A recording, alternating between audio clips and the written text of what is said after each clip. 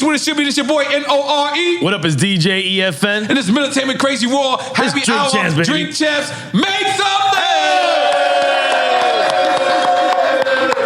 Now, since 2012, but it says he's been active since 2003. He's a rapper's rapper, a man's man, a fashion icon. I ain't gonna lie, I seen him jump out the car just now. I was like, holy moly guacamole. I was like, that's Andre 3000 and ODB son together. He's a legend, he's a classic. And he said one of the best statements I think I've ever heard in the past 10 years. He said, these young artists won't study the predecessors, the people that came before them, but they'll put on a pair of Jordans. I thought that was the best way to describe this young generation. So in case you don't know what we're talking about the one, the only, impeccable, motherfucking Danny Brown!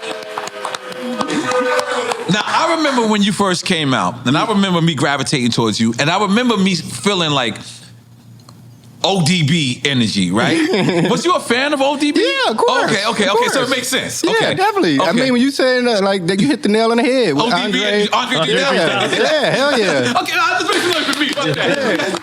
But so yeah, let's take us to the beginning.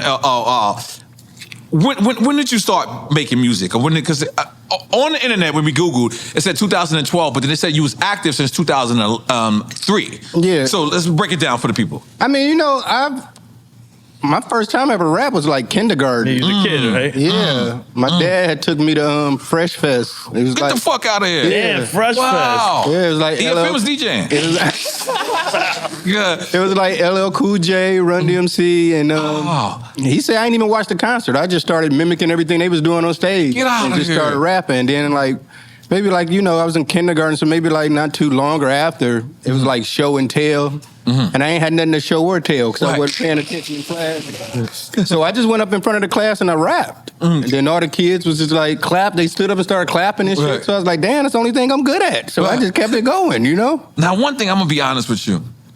Listening to your music, the one thing that I regret is that I didn't know you back then because I wanted to take an ecstasy and hang out with you back then. I'm sorry, did I go too far? No, because I'm listening to your music and it's like, you talk about E, and I'm not gonna lie to you. It seemed like you was a super fun guy. Oh yeah, Okay. I mean, you know, now obviously I'm older now, man, Right. so I've calmed down a lot, you know. But you know, trial and error, you know. So I had my fun. The party's over Yeah, now. the party's over, okay. The party's over now. It's a different kind of party. Yeah. So describe Detroit. Detroit. Yes, for us. I mean, Detroit's hard, man. Yeah, Detroit is hard. I ain't gonna lie to you. It was just real hard. It wasn't really too many. You know, I grew up in the '90s, so it wasn't really too much. It wasn't even like no outlets and nothing like that. Like even me for wanting to be a rapper, you know, it wasn't like I can go downtown and get a record deal. It wasn't even like even with Eminem being that big. Well, that's 90s. I mean, but that was the late '90s. You know, You're right. I was already selling crack when Eminem came out. You know what I'm saying? So for people who don't know, like Detroit at one point was the Motor City, right? Yeah. It was like, and then it just factories, yeah. I mean, and then it just like I remember. I think I told this story before, but I remember one time I was in Detroit, and I left the show, and I remember me going like back to the hotel, and like for the half of a mile going back to the hotel, no lights was out. Yeah. I mean, no lights was on. Yeah. It was just pitch black, and I was just like, holy shit, and. This is America. It's not like Baghdad or something. I don't know if Baghdad got lights or not. But describe people to Detroit. I mean, it's like a lot of people, you know, earlier in like the 60s and stuff, because even like a lot of my family, they came from the South. So a lot of people was moving from the South to get those jobs to work at the big three, you know, Chrysler, GM, Ford, and all that. So they were stable jobs. Yeah, like my grandma took care of my whole family just from one GM job, you know, brought all her kids houses, you know, so we was all raised up through that. So that was almost like the goal. Right. You know, you live in Detroit, you just want to be able to get into one of those factories. But then they start taking all those jobs out, you know? And then, you know, like white flight happened, you know? Like, that's what a lot of people don't understand. Like, Michigan is great. You know, Detroit just fucked up. Wow. And even though Flint is fucked up too. Oh yeah, Flint. You know, you still got like Pontiac. You know, Inkster, Ypsilanti. Like there's a lot of, but that's still like you know.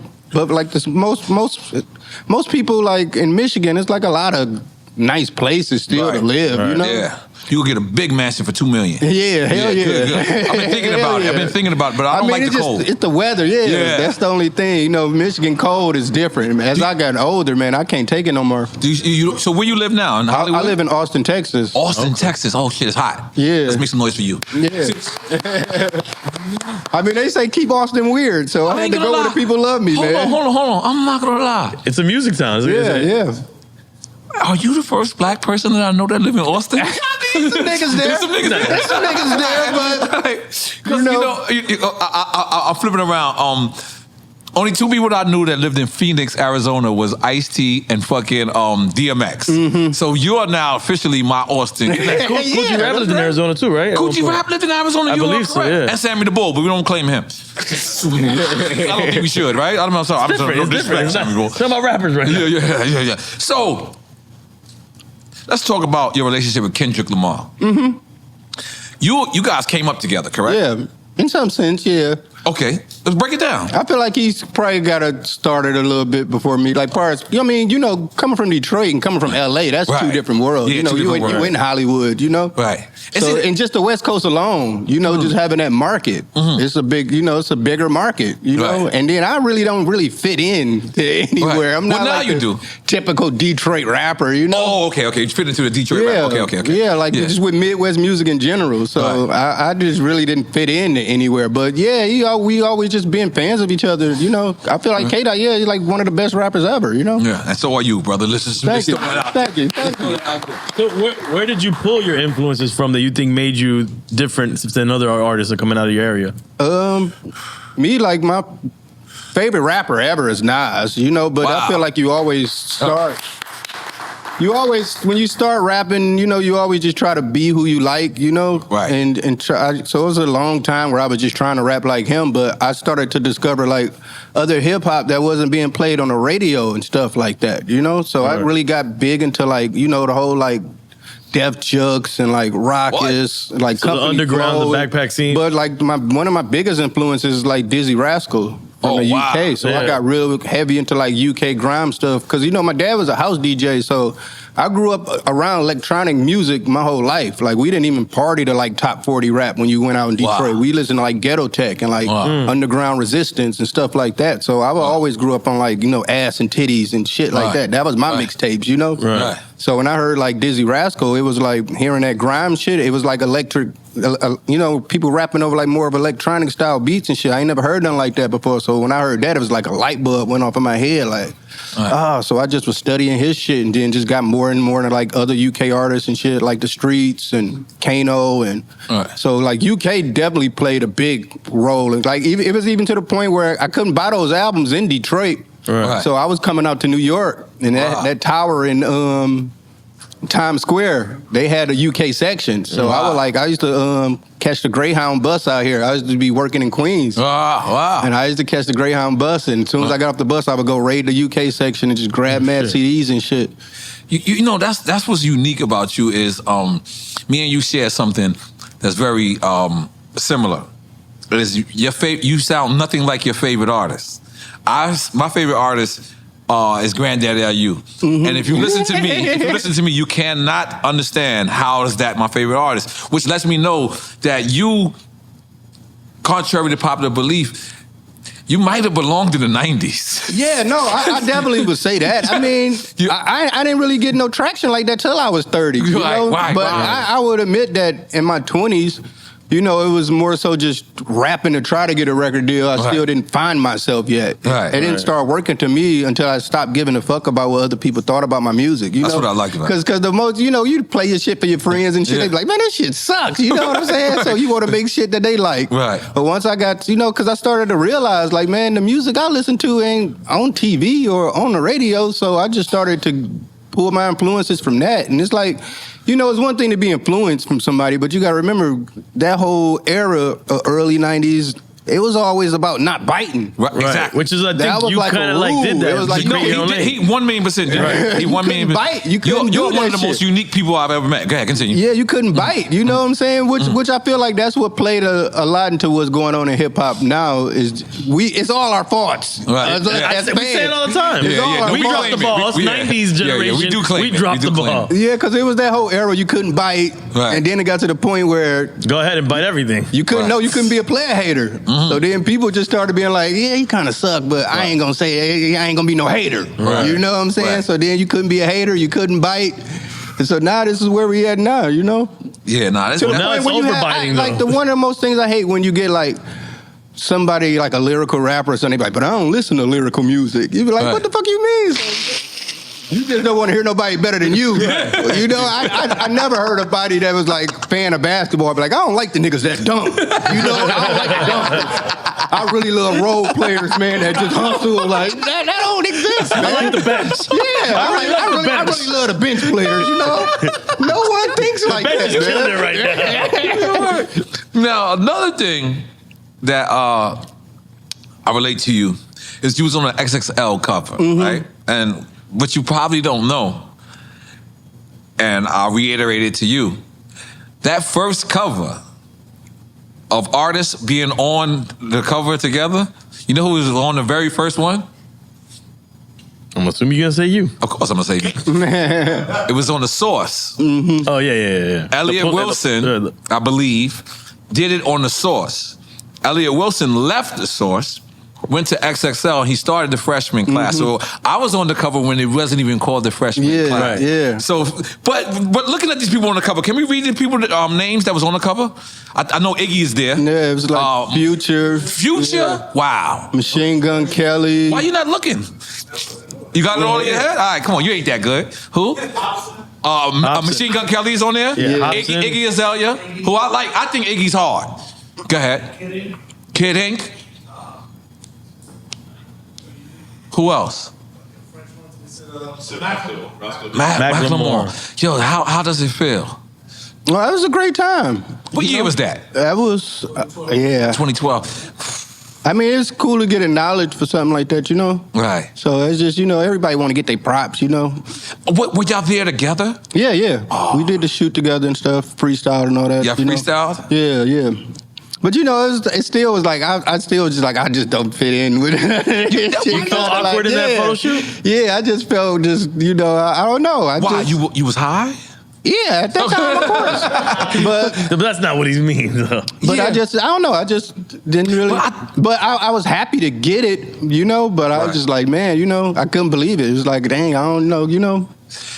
Is that your way of fitting in? Is not feeling like you fit in? I guess. I mean, I don't know. I just never really. I always just feel like I'm too old for the young niggas and too young for the old niggas. You know, I'm too black for the white niggas, too white for the black niggas. You know what I'm saying? It's like, so I just never really. I'm gonna be honest. It makes a lot of sense. I'm gonna be honest with you. I feel the same fucking way. So I always say I'm too Puerto Rican for the Puerto Ricans and I'm too black for the blacks. Because I'm half black and half Puerto Rican. But is that a defense mechanism? I mean, yeah, you gotta have that. I believe it is. But I always looked at it like, shit, these niggas can't fuck with me on this rap shit, though. Right. So I always had that confidence in myself. Right. Like, I still can rap better than all these niggas, so I don't really give a fuck, you know? Now, I want to get to what I said in the intro. I thought when I heard you say that on the internet, when you said, I don't understand how these young guys will go buy Jordans, but they won't go listen. Yeah, because my whole shit was because they always be like, you know, just if it's newer, it's better. You just don't get it kind of shit, you know? But it's like, y'all niggas ain't wearing LeBrons, you know what I'm saying? Nobody wears Steph Curry. We like Steph Curry. I mean, it's Under Armour, you know what I'm saying? We ain't fucking with the Under Armour, I ain't Steph. rocking I'm sorry. the Under Go to Armour, you know? Switch your shit up, Steph. I'm But sorry. at the end of the day, I still, you know, I don't want nothing negative to be taken out of that. You know, I just really wish that they would, you know, but it's all our fault too, though. Yeah, it's really. I'm glad you claiming it The with young us. niggas be feeling like niggas is hating on them, and it's like, you know, but they gotta get old too. So once they get old, That's they the gonna be thing. hating That's on the what's young stupid niggas about too. ages, You know? though. That's what's stupid about age. You know what's The goal crazy? is to get old. Yeah. You know That what's is the crazy? goal. I'm gonna take claim to this one. No older person ever reached out to me when I was in the game, so I didn't feel obligated to reach out to any young person. And by the way, that is my fault. Right. I was supposed to be better than the people who came before me. So I definitely got to take, because I remember me, and I'm gonna be upfront about it. I remember me being like, "Fuck them old niggas." Yeah, I remember me saying I'm sure that. everybody felt like that. So then I became the old nigga, and I was like, "Oh shit, I didn't even know that." See, I came in, but I didn't really come in until I was 30. So I came in with a chip on my shoulder anyway. Like, shit, y'all niggas been fronting on me. I'm nice. You know what I'm saying? So I had a chip on my shoulder anyway. But I really do like, I mean, a lot of the shit the young niggas is doing is cool. Who you listening to? I listen to like a lot of hyper pop. Nah, I don't really listen to what is rap. hyper pop? Yeah, I don't know what that is. Like 100 Gex and like Frost Children. I'm gonna act like I know what you're talking about. No, we still don't know. Yeah, I don't know what. I don't know. I think ever since I've been like got like sober and shit, I just can't really listen to like a nigga talking about fucking my bitch and how much more money he got than me. I just don't want to hear that shit no more. I ain't gonna shoot me. I'm like, I ain't got time for this shit no more. But I used to love that shit. But now it's just like I can't really hear that shit no more. Right. You heard Ye's new album? Kanye? Yeah. Yeah, I checked it out. My homie JPEG on there, so. Yeah? Yeah. But I can't say a lot of mainstream stuff like that really, you know, tickle my fancy. Okay. I'll be honest. And we noticed you got jeans on your jacket. Yeah, I mean, that's a jean jacket. That's a real jean jacket. I'm a jean jacket guy, but you take it to the fullest. Like, he said, we're going to make a real jean jacket. Put us on. What is that? It's actually my homie Done by Doug. He does like custom pieces for me and stuff. So that is definitely, like that is the most unique shit I've ever saw. I mean, you can actually unsnap this and zip these up and make pants out of it if you want. You know? Oh, shit. So what's his name? Done by Doug. He's in LA. Done by Doug? Shouts out Done by Doug. He making Transformer clothes. Yeah. Ill with that sewing machine, man. Ill with that sewing machine. So what made you want to get sober? Like, I was just fucking up. I'm sorry. I was just fucking up. I mean, after a while, you know, you're doing this shit for so long, you know. A lot of people don't really realize the root of it. You know, you start getting fucked up. It started out for fun. You just having fun with it. But then you find yourself fucking doing blow, getting drunk, drinking a fifth a day by yourself. And you're like, why am I really doing this? You know? Without the blow part, I got the other part. So how do you have... And by the way, I admire you. You know what I mean? Congratulations on the sobriety. Congratulations. I mean, it's almost been a year, so I'm still a baby in it. But, you know, so I'm not being too overconfident. Right, you know? Right. I just still take it day by day. Because it's to each his own. But I want to ask you, like, because for people who probably need what you went through, how do you still have fun? I don't. Really? I don't. Yeah, that's as honest as it gets. Holy shit. Like, I mean, but I'm 42 years old. The fun got to be done or you going to die. Wow. You get what I'm saying? Yeah. Like, my fun was deadly. You get what I'm saying? Okay. So I was like, you know, I was like a living skydiver. You know what I'm saying? You can't keep jumping out the plane every day, you know? Yeah, it's real. You got to do it every blue moon and be like, I live it. I get why I'm living, you know? Right. You ever been to Colombia? Nah. That's what I'm saying. It might be different if I was over there right now. I ain't nothing but these fentanyl packs. Motherfuckers dropping fucking with that shit now. You know, my nigga was getting that pure. This is puro? Yeah. No, I ain't gonna lie. I feel like Drake Chance, we just gotta go to Colombia, just one trip and just get it out of our system.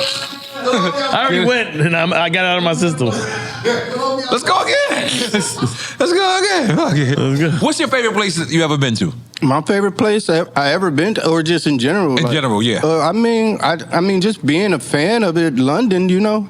Yeah, how was that after you being such a fan of the music? No, just London. Okay. Shoreditch, you know? I mean, it's just being such a fan of the music, you know?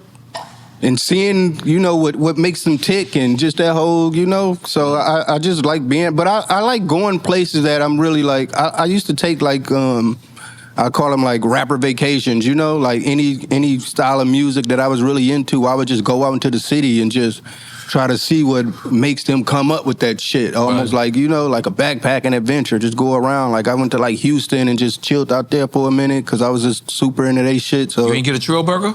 No, that was way before Trill Burgers, you know, but just, I hung out with Paul Wall, you know. Okay. And, you know, just, Yeah, so I like taking little trips like that, or somewhere like New Orleans, you know, see the jazz scene and shit like that, you know, or even Nashville and just go fuck with some country shit, you know, because I take influences from every genre of music and I just mix it into my shit. I love that. I love that. I can't. There's certain music I can't fuck with. Like what? I ain't gonna say it. Oh, okay. I mean, you ain't gonna get me in trouble. I mean, I feel like there's a lot of shit that I couldn't get into when I was a kid, but it's all about your ears maturing. Yeah. Like even something like country music, you're like, man, I don't get this shit. But since I've been in Texas, you know, but it feels like everything has hip hop in it now. Like every genre has a hip hop version. I be liking that old foundational shit though. I like doing my homework like that. But even now, I find a beauty in country now. Just you know, when I was drinking, you know, getting drunk and getting in the Uber, coming back, they playing some country shit. You're like, oh, this nigga really talking some gangster shit. He gonna country music is gangster music on the low. Yeah. They be getting depressed and shit too. And everybody cheats. The girl cheats in country. Right. Everybody girl cheats in country music. And they always getting drunk on the song too. Yeah, they be getting fucked up. They talking about guns and whiskey too. They drinking hard shit. What you like more? Performing or making the record? I like making the record more. I'm more of a writer than I am anything. The writing aspect is what I'm in. That's why these motherfuckers be talking about like, man, I don't be writing. I'm like, motherfucker, because you can't read. You know what I'm saying? That's why y'all niggas ain't been to school. These niggas is dumb. There's a lot of dumb rappers now. You know? These niggas don't write because they can't read. So, but I like the writing part, man, because like it's nothing better than, you know, you write a song and you record that shit and you just keep playing it back. You're like, well, I'm about to kill these niggas with this shit. You just get that vibe, and then before you know it, you see the end. Yeah, you see the end result when you on stage, and you like, I knew I was right. This shit fire, you know. So I like that part more than anything. It's like knowing, like trusting your instinct. Like, man, I know I got some shit. You know what I'm saying? Have it been a time that you were wrong on a record? All the time. All the time, because I got a way more mature than a mature ear than the average listener. Right. So the shit that I can make and be like, oh, this shit crazy. You know what I'm saying? But the good thing about that is that I make shit that I feel like it stands the test of time. You know. Right. So shit could be like 10 years later, you hear that shit and you like, oh, this shit's still kind of crazy now. You know. So it's all about just not trying to make something just so trendy and just getting caught up and just making my own shit. You know. That's why I don't really feel like none of my music really aged like that. You know. Let's talk about you got your own show. Yeah. The Danny Brown Show. Yeah, the Danny Brown Show. What made you do that? I was just friends with Tom Segura and he sounds rich. Yeah, he definitely is rich. But you guys do it together? No, I'm on his network. Oh, dope. So I did his podcast, and then he always we used to talk on the phone and stuff. He's always to tell me like, man, you need to do your own podcast, man. You need your personality is crazy. And I was like, man, anybody can just set a camera up in a fucking room and start talking shit and be like, I'm doing a podcast, you know. But I was like, I liked the way they work, and you know, they got a high production value and shit. So I was like, is that the guy from Fool's Gold? No, that's A-Track, man. A-Track. That's told me, man. The comedian. Tom Segura, yeah. That's how you got on Rogan, through him as well? Yeah. So I was just like, you know, I'd do it if I do it with y'all, you know. And then, you know, I was dating a girl in Austin, so I was going out there a lot, seeing her. And then he told me he was moving to Austin, so I was like, fuck it, I'm moving to Austin too. How did you guys connect? And we put it together. I had just being a fan of his show. So, you know, he reached out to me, had me on his show, and I did good on there. He was like, man, you funny, man. You should do this shit. And then, you know, they always tell me I need to be doing comedy and shit, but, you know, I'm still... because comedians be doing music. Yeah, but... That's why we can't... I don't like sucking at shit, you know? How many comedians do music? Where'd you get that? Jamie Foxx, brother. Got one? That's enough. I mean, Eddie Murphy had party all the time. Yeah, party all the time. That's enough. Well, that's enough. But you know, comedy, man, you're going to have to bomb for like 10 years, man. Yeah. I bombed 10 years in rap. I ain't trying to go through that turmoil again. But T.I. doing great. Yeah, T.I. doing great out there. I ain't gonna lie. I mean, but he just talk funny anyway. You know what I'm saying? Like, he just say normal shit. And nobody don't understand because, you know, he using so much big words. You just laugh anyway. That shit just be funny. Because you don't understand what word he just used. That was hard. So, I mean, but the thing is about comedy, ain't no ageism in that. So, if I decide to do it when I'm 50, you know, that'd be one thing. But So you're right now, you're gonna try and do the stand-up route? definitely. I mean, Nah, I you feel gotta like do you it. gotta. When I got like these top tier motherfuckers keep coming to me like, man, you funny as fuck. You need to do comedy. You need to do comedy. You know, so you can't keep having motherfuckers that do that shit tell you need to be doing that shit and just not take their advice. You know. All right. I was at Dave Chappelle yesterday, and I was telling him how happy I was that comedy is in a turmoil right now. I was like, because I was like, I just want to prove to the world that not only rappers beef. I was like, I like this. You No, them motherfuckers always be beefing though. You it was behind the scenes. Yeah, you be in the green room. I was laughing at way Dave. in front of the scenes. He was like, yo, what's wrong with you and Fat Joe? I was like, I like the comedians are beefing. Fuck that. Y'all go at each other. And Dave was laughing at me, but I like that. Yeah, it's always competition with them. You be in them green rooms, man. Them motherfuckers always talking shit about each other. So this ain't nothing new. So if you was to host a comedy show, where would you hold it at? If I was to host a comedy show? I mean, to do your own comedy show. Your first stand-up, where would you want to do it at? I mean, obviously Austin, because that's where it's cracking at. You know, they obviously having like Not Detroit? I thought you would have said Detroit. Detroit's a different type of comedy, you know. Motherfuckers, I mean, they gonna heckle you and shit, man. Them niggas don't know how to act, you know. In Austin, they gonna have a little respect, you know. They know you just trying to work it out. They know you're trying to work it out. You know, Austin is trying to throw some shit at like, you. nigga, you suck, nigga. Get the fuck out of here, you know. So I ain't got time for that. I ain't gonna lie, you too honest. I ain't gonna lie, I've seen everything you just said. Can I get another drink, Jamie? Holy moly. But Austin is having like a comedy renaissance right now. You know, everybody's moving there to do comedy. I'm not gonna lie to you. You go out every night, you seeing crazy shit, you know? Every time I went to Austin, my sneakers came back bad. You never want to go to South by Southwest? No, I don't want to. Because my sneakers, they always step on my sneakers. I actually wore some dead stock foam posits one time and the sole came off because it was so hot. I was like, fuck, that's why you can't be wearing these 1998 sneakers. You know what I'm saying? It's the best year of my life, 1998. Oh, yeah, shout out. It's my favorite year of my life, 1998. Okay, moving on. Let me get to my... Give them flowers, man. Oh, yes, our show is about giving people their flowers while they can smell them, their thoughts where they can think them, and they drinks when they can drink them. So we wanted to give you face-to-face, man-to-man. Yeah, man. Oh,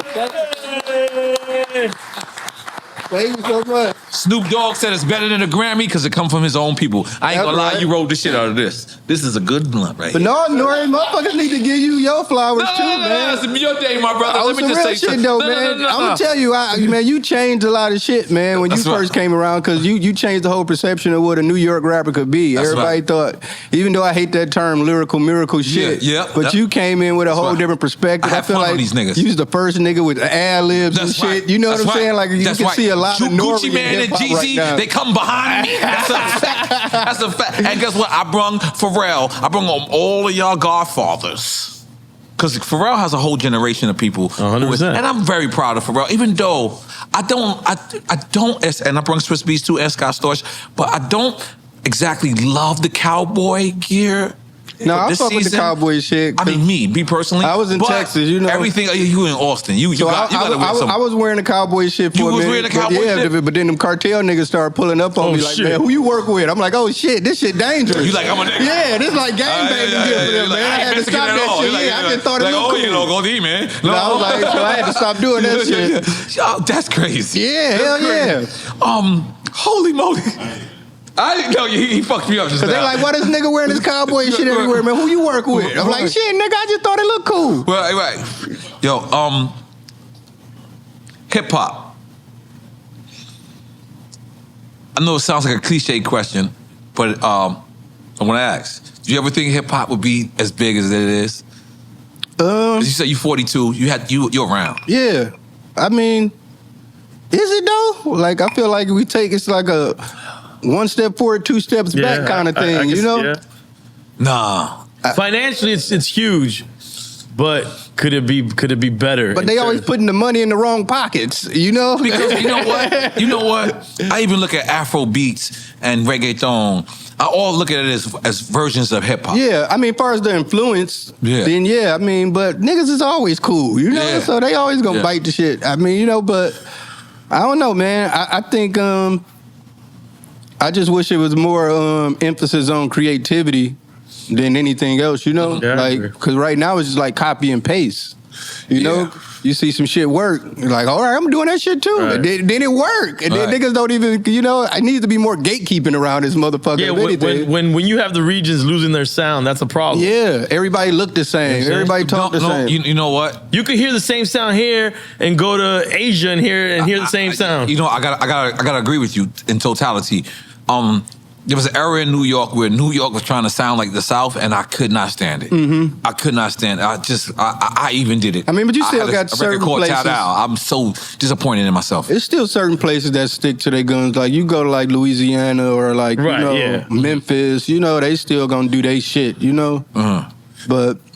But on a large scale, to be honest, that's just the internet, though. The internet just made the world smaller, you know? Right. So, right. And it brought a lot of people who probably wouldn't have been artists into the fold. Yeah. Yeah, but a lot of motherfuckers don't even know why they rap. Right. You get what I'm saying? They just like, fuck it, man. This shit cool. I'm going to do this shit. Just like how everybody's an influencer now, everybody was a rapper at one point. And that's the same thing. It continues that cycle.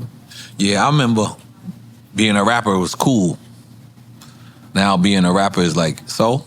Yeah. Like, I remember I could get pulled over and say, I'm a rapper. I'm almost embarrared to say it. Yeah, I'm about to say I'm a drug dealer at some point. Like, if the police pull me over, I'll say I sell drugs. Yeah, like... Like, I don't want to say I'm a rapper. They're like, pull you over. If you say drugs, like... Because it's almost a thing, like, if you got to tell somebody you a rapper, are you really a rapper? Are you really a rapper? Yeah. Right, they should have known you already. Yeah, it's like, so... You know, it's just like one of those things. But to be honest, I do like the fact, because as a person that took me so long to get into it, you know, how easy, I'm not saying it's easy, but, you know, you can make some shit. And the people fuck with it, you own, you know? So you ain't got to go through all these pipelines and shit like that, how it used to be before, you know? Right. So I do like that part of it, you know? Right. I tell you, I come from the era where I'm 46.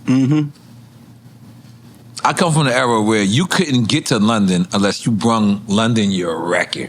There was no email. Yeah. There was no like... You couldn't break into it, You could, like, if, in order to break into a country, a city, a town, you had to actually physically be there. Yeah. So nowadays, you could just literally press one button and that shit would be in London. That shit would be in Japan. That shit would be in Dusseldorf, Germany.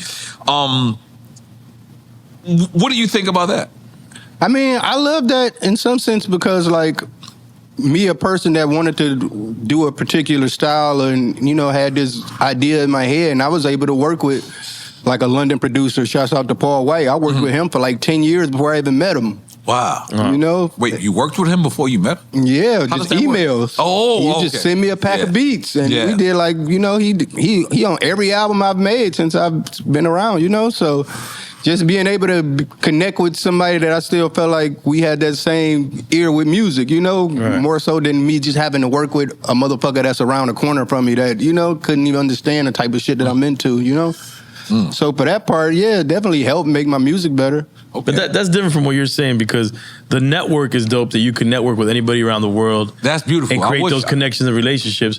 What you're saying about selling the record, the same time that one record that's being pressed and is going across the world, there's a million records at the same time going across the world. Yeah. And it's different from building relationships to just trying to get it out to people. Right. It's just oversaturated. Yeah, I agree. Yeah, so I'm saying that is what I was saying is the good part of that. And I think that's kind of the bad part. Right. The good part is the relationship building, be able to talk to anybody around the world and connect. Now, we always talk about this on the show, is in the 90s, we couldn't send people emails. We couldn't, what we had to do was we had to bring a 2-inch rail to your studio session. Do you think the music is better because people were in the studio together as opposed to people sending features? I think the music was better because limitations breed creativity. And now you can everything is just so easy to do. Even just like the drum machines motherfuckers got now, like the type of shit, you know, like the type of shit Dilla was doing or like Primo and all them type of motherfuckers, you know, the type of beats they was making back then, man, they was really having to be like scientists, like real like genius to be making these fucking beats. And now you know, you can just fucking get fucking VSTs and plugins. Now you have the Dilla pack and the Premiere pack. All that shit is just right there for you for the taking, man. So I think limitations breed creativity. So the type of shit motherfuckers was like, imagine them Bomb Squad beats and shit like that. And the shit like Beasties was doing and shit. You know, the like, layers of music that they like were putting motherfuckers together. ain't even working that hard to make no music. You know what I'm saying? Niggas ain't And the way they had to do it back then, like they ain't analog style. They ain't putting that much work in, you know? And then you just the point of having studio time. Now motherfuckers record shit in their bedrooms, you know? That's why these motherfuckers don't write.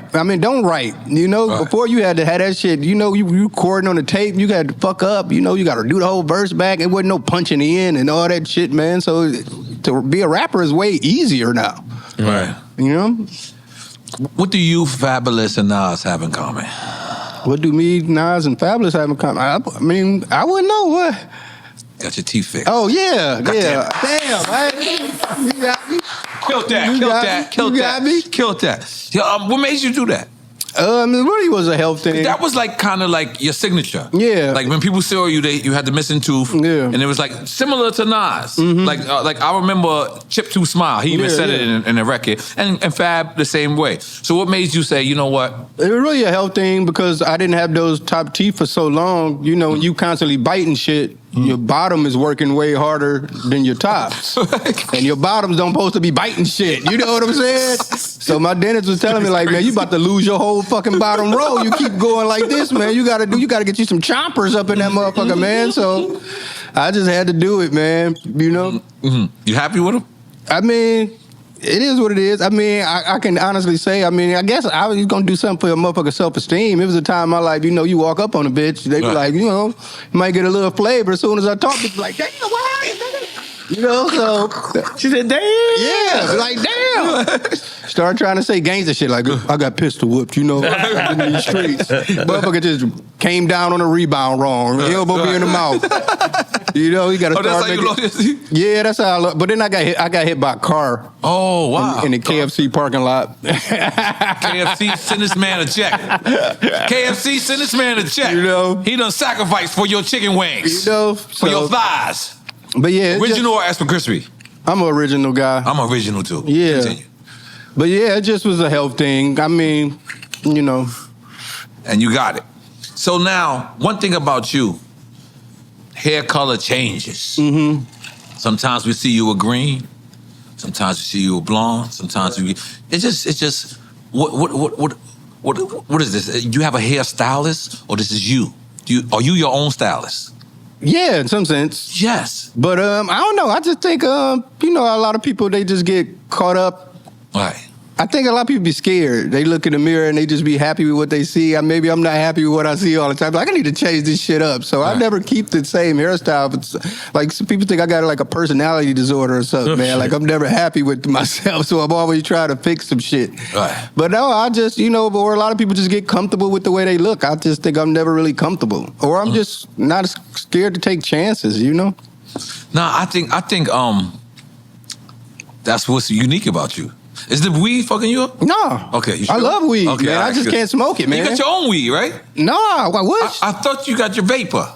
Nah, man. I mean, when I went to rehab, it wasn't no intentions on me to stop smoking weed, you know, because I love the weed. But I just had to realize, man, my weed bone connected to my drinking bone. My drinking bone connected to my coke bone, you know. My coke bone connected to my dick bone. And it's just a gateway for everything. So I ain't gonna lie, I felt like that was the hook. I feel like we're gonna make a record out of that. You know?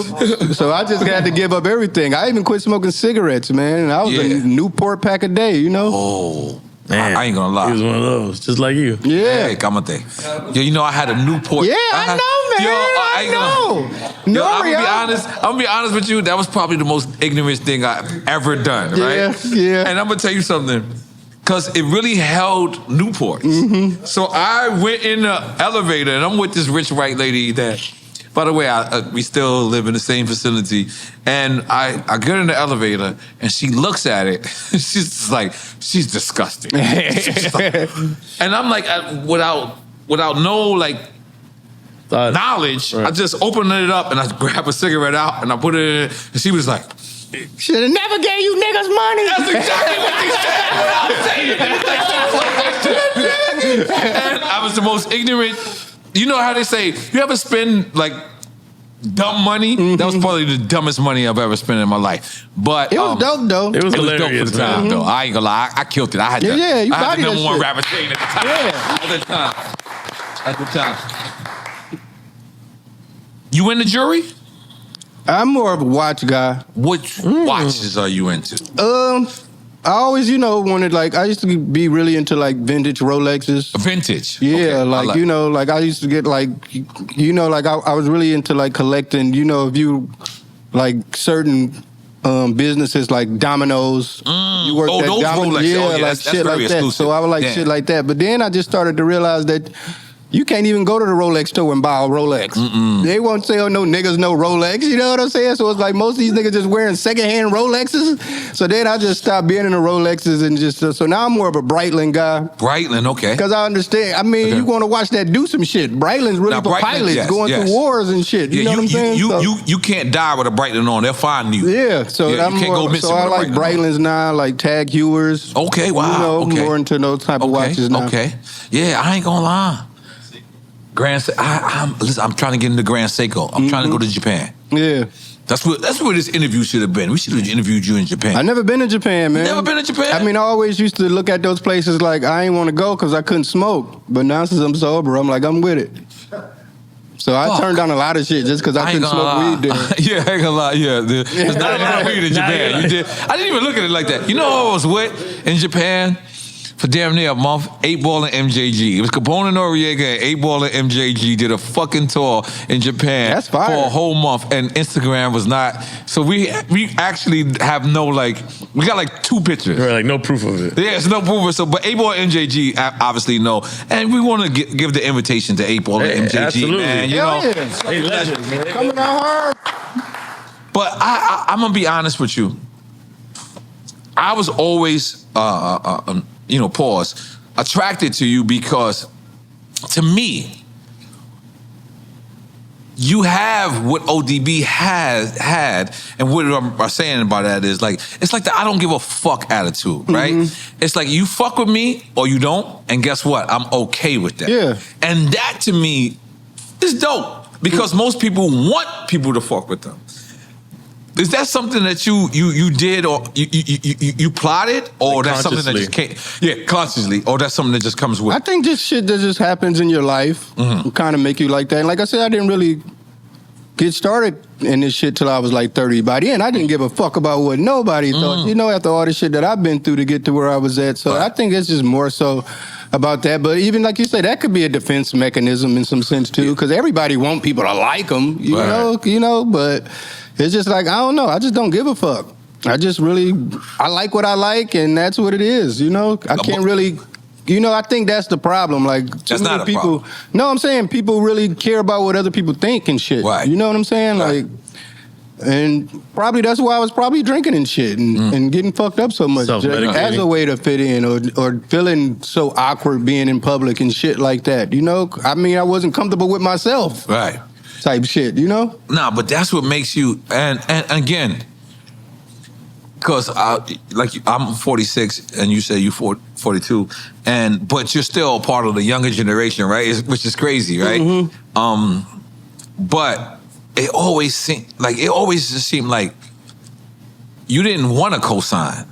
I mean, I did though. Oh. I mean, I was with Yayo. Okay. I feel like Yayo. No, I love that. I read that. Yeah, we got to talk about that. Yeah, Yayo was the first person that he was in the Queen studio. I mean, I was recording in Queens for years before I. And then Yayo tried to sign you. No, Yayo he's actually. The engineer that worked at that studio, shouts out to Doughboy.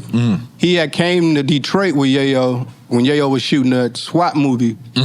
And they had, they needed some weed and all that shit, so they hit me up. And I came through, and then he just my man rapping shit too. And Yayo was like, let me see some shit. And I showed him my video, re-up, and he just blacked out. He tried to sign you or 50 tried to sign you? I mean, he just was like... He brought him to 50. He just was like, man, you leaving with me now. I like that. I literally left with... He was like, go pack your shit. And I left with Yayo the next day and shit. And I was with him for it was... I want to say I lived with him for the whole summer kind of shit. you know? That's crazy. Yeah, that's crazy. What would life be like if you think you were signed to 50 right now? I wouldn't be here right now. Where would you be on tour? No, I'd be like the rest of the motherfuckers that signed. What is that? What? I don't know what this means. Is that good or bad? Is that good? Yeah. I mean, he had a lot of artists that signed with him, man. Nah, I ain't gonna lie. I ain't talking about like the G Unit members, but like the other motherfuckers, man. I ain't gonna lie to you. You know, 50's first feature was me. His first 2 features was me and Capone and Noriega. And for me to go from that to see him in Nice, France, I cried. Yeah. I cried watching him and Busta Rhymes perform. And Busta called me, and I don't know if you guys know Busta, but Busta called me like, what the fuck you leave for? I was like, yo, I was overwhelmed. Like watching somebody, I consider, Busta's my brother. I mean, I seen 50 come up. I was his first feature. And to see that shit and to see every generation, I'm talking about every race in Nice, France, it was just so overwhelming for me. I was just like, yo, I had to leave. Yeah. You know what I mean? Like, because I'm proud of hip hop. Are you proud of hip hop like that? Yeah, definitely. Okay. Definitely. What's your proudest moment in hip hop? My proudest moment, I don't know. I wouldn't say I've achieved it yet, really. I love that. I would say I still got a lot of shit that I want to do, you know? I mean, I feel like, just me being here, to being able, like, that kid was in fucking kindergarten. Like, I want to be a rapper. So me just make it in general, I'm just proud of myself for that, you know? Yo, goddamn, I love that shit. God comes to you when God says, Danny Brown, I want you to make one record to save your life. Other than this, Danny Brown, you're going to hell. I'm going to give you one producer, and I'm going to give you one feature. Who is the producer you're picking, and who is that feature? Anybody, dead or alive. You could pick Bob Marley out the grave. I mean, the producer would probably be Jay Dilla. I love this. This motherfucker's too hip hop. So it'll be I'll probably have to go with Jay Dilla. And I mean, if I had to pick a feature, it would be, I wouldn't want a feature. I would want shit. I'm saving my life. Fuck that. But if I got to pick a feature, it probably would have to be Nas, because that's what the one person that inspired me to want to do it, you know? It's 2 things I lost on you tonight. I bet that you would be on time. You was 15 minutes late. Throwing it out there. Oh, that wasn't my fault. I'm always on time. I'm always on time. All right. I bet that you would be on time. I lost. And I bet that the feature that you would pick, do you know what feature I thought? Ooh. I thought you would pick Beyonce. For some reason. Oh, I mean, of course you want to get that hook. But because I felt like, I don't know why. I feel like Danny Brown. I mean, I thought in my head, I was like, oh yeah, I do need that hook, man. I gotta get the Who wouldn't want that? Who wouldn't want? You gotta get that heavenly voice on the hook. But I mean, at the end of the day, man, like I say, Nas was like the one rapper that I was just like, fuck, I would never be this good, you know? That just humble you type shit, you know? And then to see how he's still doing it now, that inspires me. Like, I can't stop. I gotta keep going no matter what, man. Like, because at the end of the day, I look at it like, I'm like a vessel. You know? I don't know how I come up with this shit. You know? This is a God-given talent. So when God decides when this shit stop, I can't never say I quit. I can't never say I give up. You ever met Nas? Yeah. Okay, where we're at? Let's describe the scene to me. And how did you act? Did you fan out? Or you just I think I bugged him out because I was talking about doing coke and shit. You know, he was like, these young niggas crackheads. He's like, these young niggas crackheads. He was like, I describe the situation, please. It was at Mass Appeal. Mass Appeal office in New York. Okay. Yeah. Go ahead. What happens? And we were just, just kicking it. I mean, And you just came up to him and said, I do coke. No. What did you do? What it was, his homie was with him, and we know like some people together type shit, you know. Yeah, I was in the back. And he was like, yo, we went to Coachella, and I was like, oh yeah, I was in that bitch doing coke. And it was just that kind of shit. It was just, you know what it was, to be honest? I used to take so much fucking Adderall at that time. And if you take Adderall, you just talk too much. You don't really have no Adderall is filter. cocaine's friend, like cousin. Yeah, when you throw What is it? throw some liquor on it. I mean, Is it's it really it's one. Sonny, you an expert? It's like one Diego, property. don't act off like you don't know nothing. You to better be relax. honest, it's more closer to meth. than anything. Adderall? Yeah, it's like one property away from meth. But when you drink with Adderall, it does turn it to like coke. Okay. I'm sorry. I just gotta ask. You never did meth. Fuck no. Okay, all right. I mean, shit, all the fake Molly I used to take, I probably did. Yeah. Some of the Molly is meth. You're Jason. Yeah. Get some of that Molly I probably was doing in the States. You know, I ain't realized who real Molly was till fucking going to Europe. To Amsterdam. No, London. London. Really in London. Damn, the Because, you know, drill you was- get that fucking crystal shit out here and shit, then out there, they just gave me a bag of powder. I'm like, what's this powder shit? Yeah, You it's that know? EFN shit. And they gave me that powder shit, and I licked my finger and hit that shit, and they think I know the whole bag dissolved. And I was like, what the fuck? So I just did all of it. Next thing you know. I just did all of it. And they came back to me like, man, you got some of that Molly, man. I'm like, they call it Mandy. You got some more of that Mandy, man. I'm like, shit, I did it. They're like, you did the whole ground, man. You're gonna be fucked, man. And I was fucked up. That was a great Yeah, I can't do a UK accent. I was trying. Wait up. So you did the whole You did bag? the whole ground, man. I was like, yeah, man. I thought I fucked it up. Next thing I know, I just started going Cookie Monster. My eyes couldn't stay still. Down there, bit a hole in my lip. I ain't gonna lie, because this sounds so fucked up. I wish you were still getting high. This sounds so fucked up. Because I don't mean it like that. You know, Yeah, I know what you mean. I'm proud of you. It's just I wish I could have hung out with the older version of you at some point.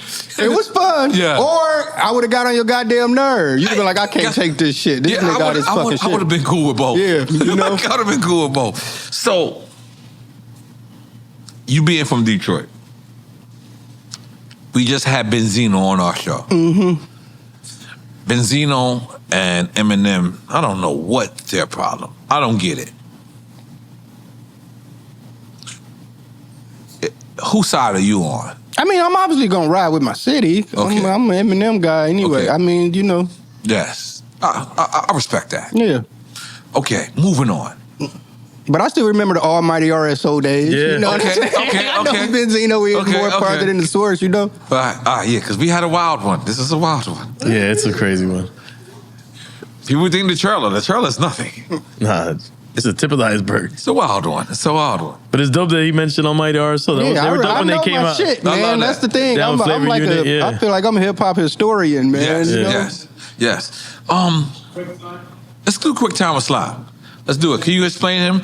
I love the fan. I watch this show. I know what it is. I watch this shit every Saturday, man. So you gotta pick somebody to drink for you. Sonny, drink it for him? Wait, hold on. Look, Danny Brown, listen, you can look around the room. Who do you want to be your designated drinker? I mean, I wouldn't want to do that to nobody, you know? Yeah, you can. That's our trainer over there, too. Tommy the trainer over there. You could have him be your designated drinker. I mean, whoever want to drink. That's what it is. Sonny wanna drink, Sonny D. man. All right, sports champs. Sports champs, Sonny D. You know? But give Tommy a drink if Tommy want to drink. Okay. So he don't got to explain the rules because he said You know the rules, right? Yeah. All right. I'll take a shot. Ready? Yes. Tupac or DMX? Tupac. That was easy. And I mean, just because, you know, his influence of what he's done so far. I mean, you wouldn't get X without Pac, That was a great explanation. you know? I mean, and plus this, with the message he was putting out there, you know, even though Pac was going wild and shit, but niggas ain't making no Dear Mamas now. Niggas ain't making no fucking Brenda's got a baby and none of that shit now. So, I mean, the closest we got is K-Dot, you know? Right. It's talking with that fucking social commentary and that messaging. You know, so at the end, I feel like once a year I get a fucking Pac deep dive where I go back and then you find some shit. Like recently I found the demo versions of Machiavelli. Yeah. I was like, fuck. This motherfucker. And then people be fronting on Pac, man. Everybody be always talking about Pac wasn't lyrical and shit like that. You tripping, man. Pac was rapping motherfuckers under the table, man. Yeah, he was. He had wordplay. Like, it was just, he had it all, man. He was a songwriter. Yeah, he was. Yep. Nas or Kiss? Nas. And that's just because Kiss ain't got no better album than Illmatic, you know?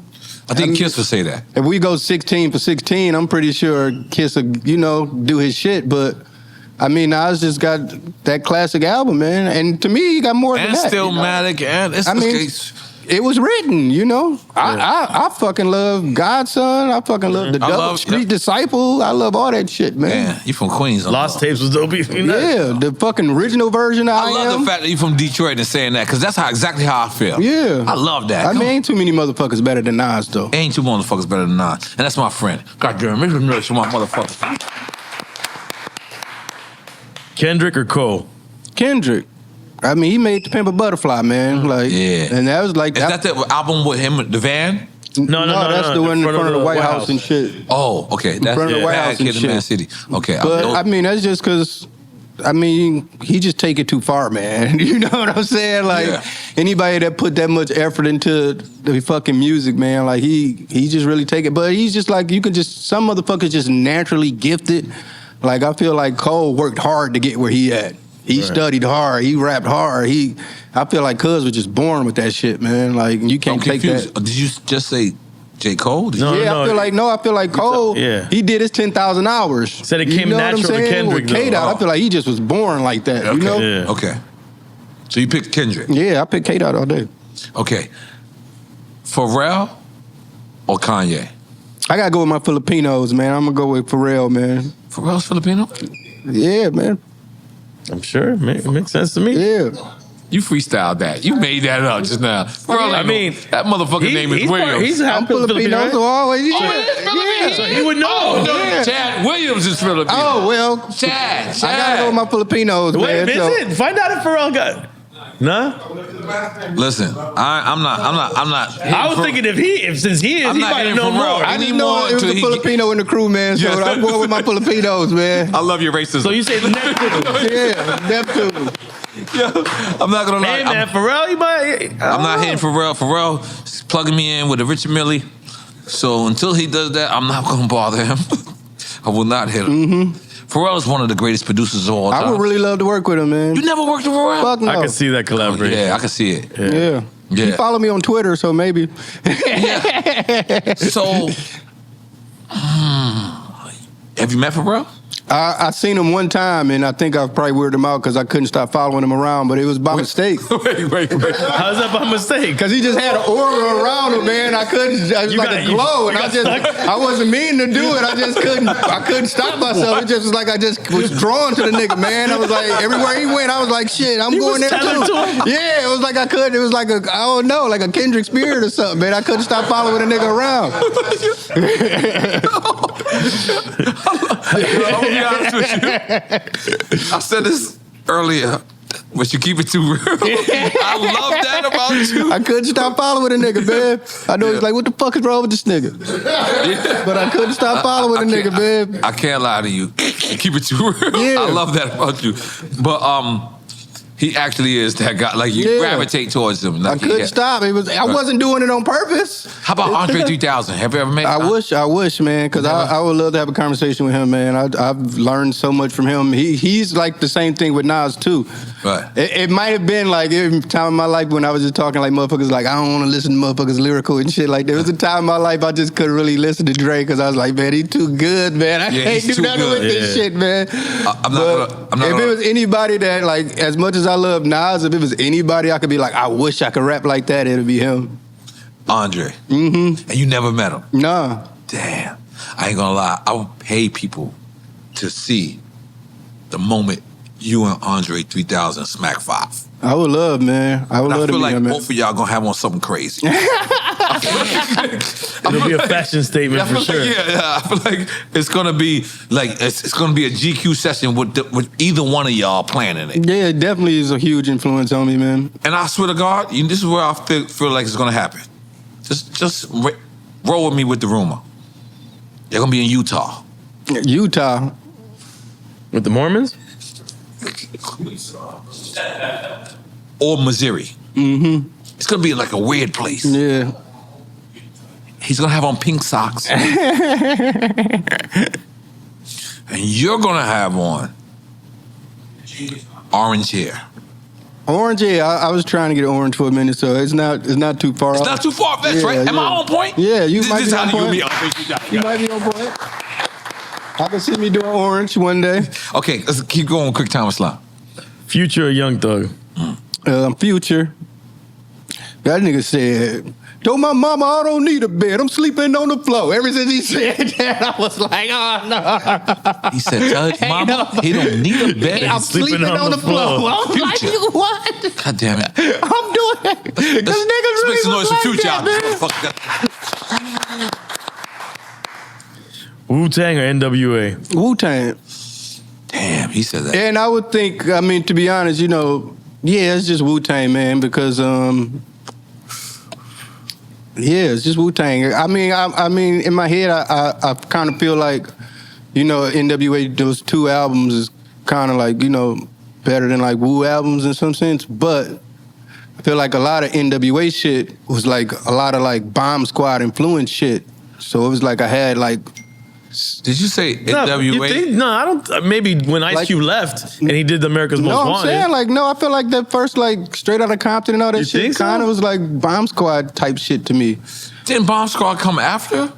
Nah, After, after Ice Cube went to New York? No. That's why Bomb it meant Squad was so- producing. That's Public Enemy. Yeah, that's so it would why have been around the same time. That's why it meant so much when Cube went over there. But you I know? think check what year Straight Outta Compton came out. I mean, just me. That's what kind of. I don't hear that in the production personally. I mean, the second album when they was, you know, niggas always getting into something and shit like that. It kind of that's when they got more on their West Coast shit. But I do feel that they were like the same groups from a different spectrum. yeah. Public Enemy so, on this I side of look the at it like, spectrum, you know, I NWA. got that. But when Wu-Tang, I never heard nothing like that before in my life. Okay. You know, that's the reason why I'm saying that. You know, What? Straight Outta Compton?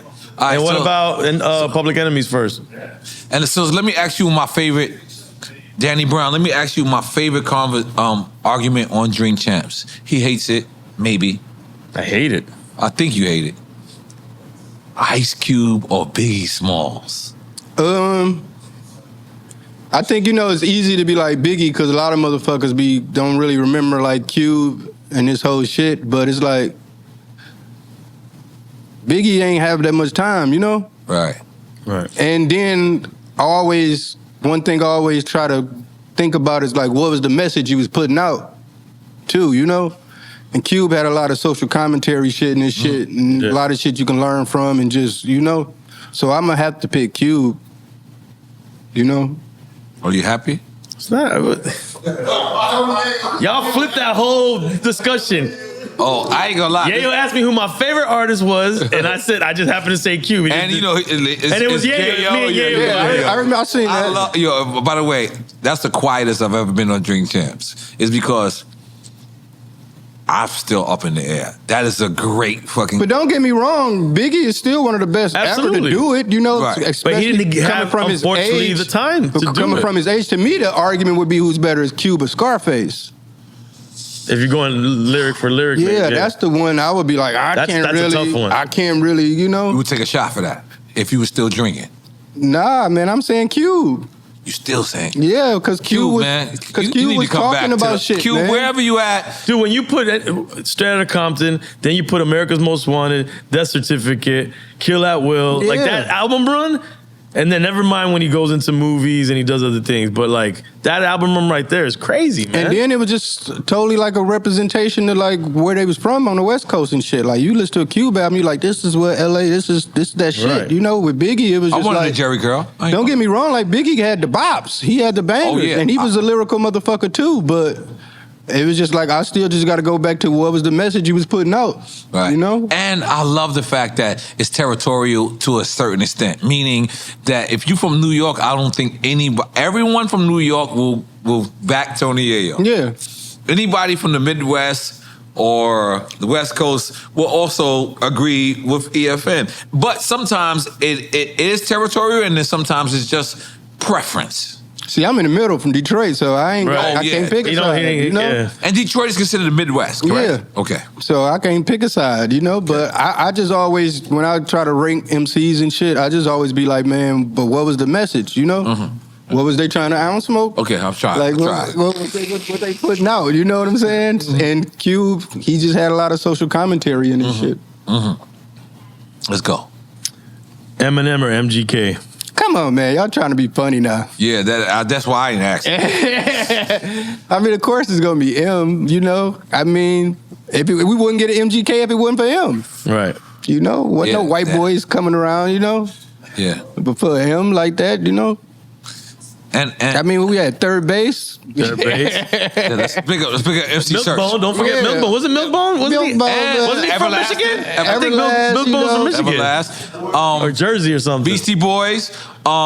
Even Vanilla Ice. I rode on a plane for Vanilla Ice. We got his phone number. He gave us a fake phone number. Let's pick up Vanilla Ice. Shout out He did Vanilla not Ice. want to do Drink Champs at all.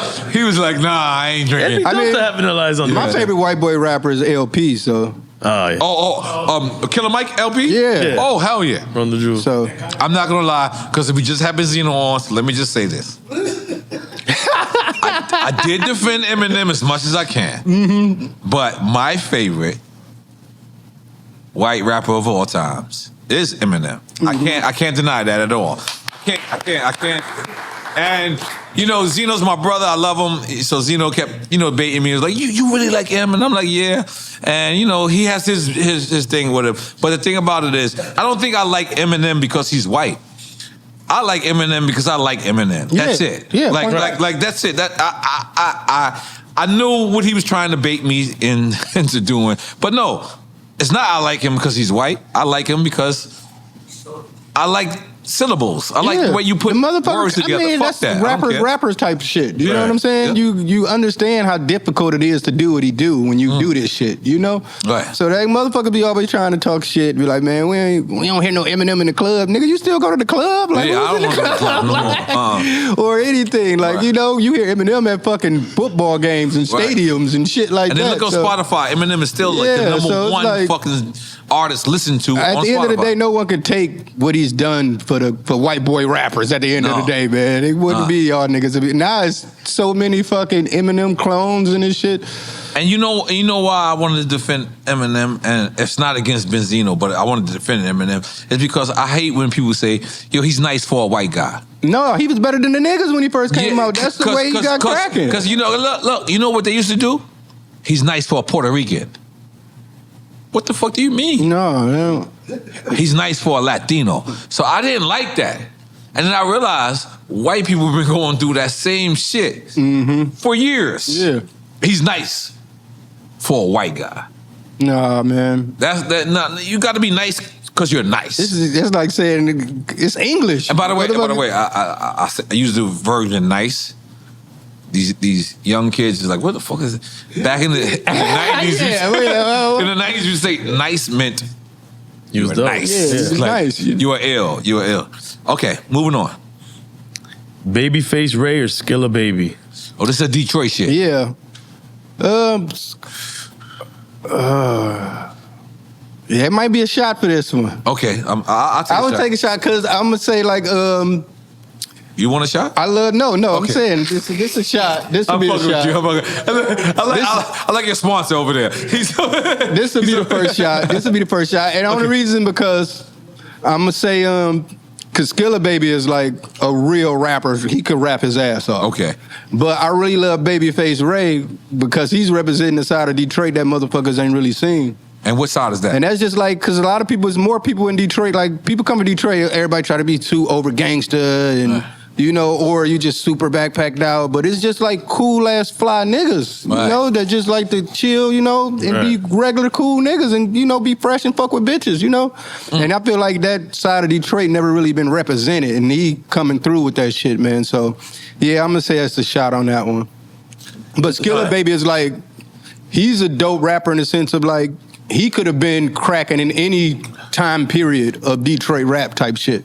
Like he literally could rap his ass off, Okay, moving on. All right, Biz Markie or ODB? Another I mean, shot? you don't get an ODB without Biz Markie, but just because Biz Markie don't got a better album than Dirty's. So I'm going to have to say Dirty. I can respect that. Wait, you said Biz Markie you don't have a... Better album, man. Then what? Than any of Dirty albums. Up in the air. I want to say this to the fans because I know they're going to kill me. That is his But by the way, I've never heard that before. So I want to say this clearly on Danny Brown, like, please, because I can't definitively defend it.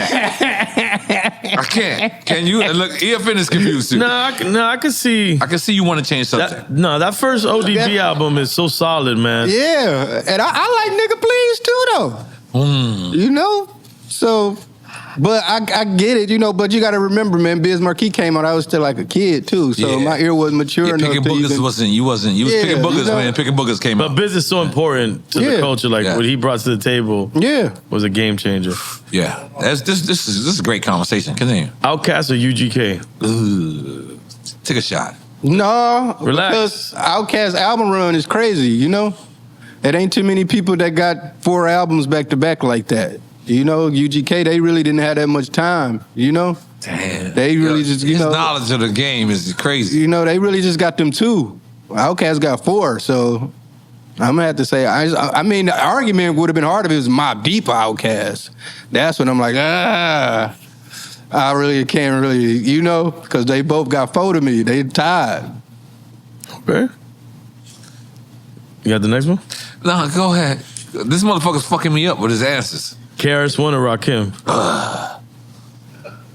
I mean, KRS-One had more output, and then it's gonna go back to the argument that I say. What was the message you putting out? Now we know Rakim is the guy, and you know, and he never cursed. Song by song basis, but I mean, KRS-One is the teacher, though. You know, so it's like, I mean, I know Rakim is the top shit, but he stopped. You know, he didn't have that much output like KRS-One. But don't get me wrong, I feel like, I mean, it's one song, like, Rakim got a better song than KRS-One ever made, I feel like, you know? Right. Like, Don't Sweat the Technique, I don't feel like... That's a great song. Nothing is kind of better than that shit, Juice, you know? Know the Ledge. Yeah, Juice, Know the Ledge, all that shit, but I just gotta pick KRS-One just because he's the teacher, man. Like... I like that. Just the message he put out, you know? But who knows? You know, Rakim the God. It's like, we would have loved to see 5 Rakim albums. Ghostface or Raekwon? Ghostface, man. And don't get me wrong, I mean, he just, because Ray, I mean, Mobilarity kind of just... You feel like that derailed him? Yeah, that's where the argument kind of be like, it just with Iron Man and Supreme Clientele alone is like the best back-to-back in the whole Wu-Tang, to be honest, you know? So, yeah, and Ghostface out somebody that I super looked up to. I got a Ghostface verse that I never used. It's on your beat, Has. Damn. Why are you looking at me like you don't know? Yeah. Well, can you pull up that fucking verse? You don't think you got it. You a foul nigga. And it's the same thing like I was saying about Andre. Like I wish I could rap like Ghostface, you know? Right. Yeah. And Ghostface, I love this style too. Like even with the clothes and shit. Like as far as fashion and shit. You ever had Clarks? Hell yeah. I was dyeing them shits and all that shit. You dyed the Hell Clarks? Yeah. Okay. Fucking them up with the RIT dye, all type of shit, man. We used to put white shoe polish on the sole and turn it ice blue. God damn. We was doing all type of ill shit with the Clarks. This motherfucker's soul is crazy. Continue. All right. Movies. Juice or Boys in the Hood? I'm going back to the message. So Boys in the Hood was more of like a social conscious movie. Juice is really like a fucking nigga horror movie. You know what I'm saying? No, you know, like this nigga like Jason running around. You know what I'm saying? But with Boys in the Hood, just that whole shit. You know, a father. Ricky, once Ricky died, we was out of it. Yeah. But I gravitated to like the father trying to steer his son on the right path and get him away from that shit. You know, because a lot of niggas ain't grew up with dads and shit. You know what I'm saying? So I feel like that was like that speech he had with his son. You know what I'm saying?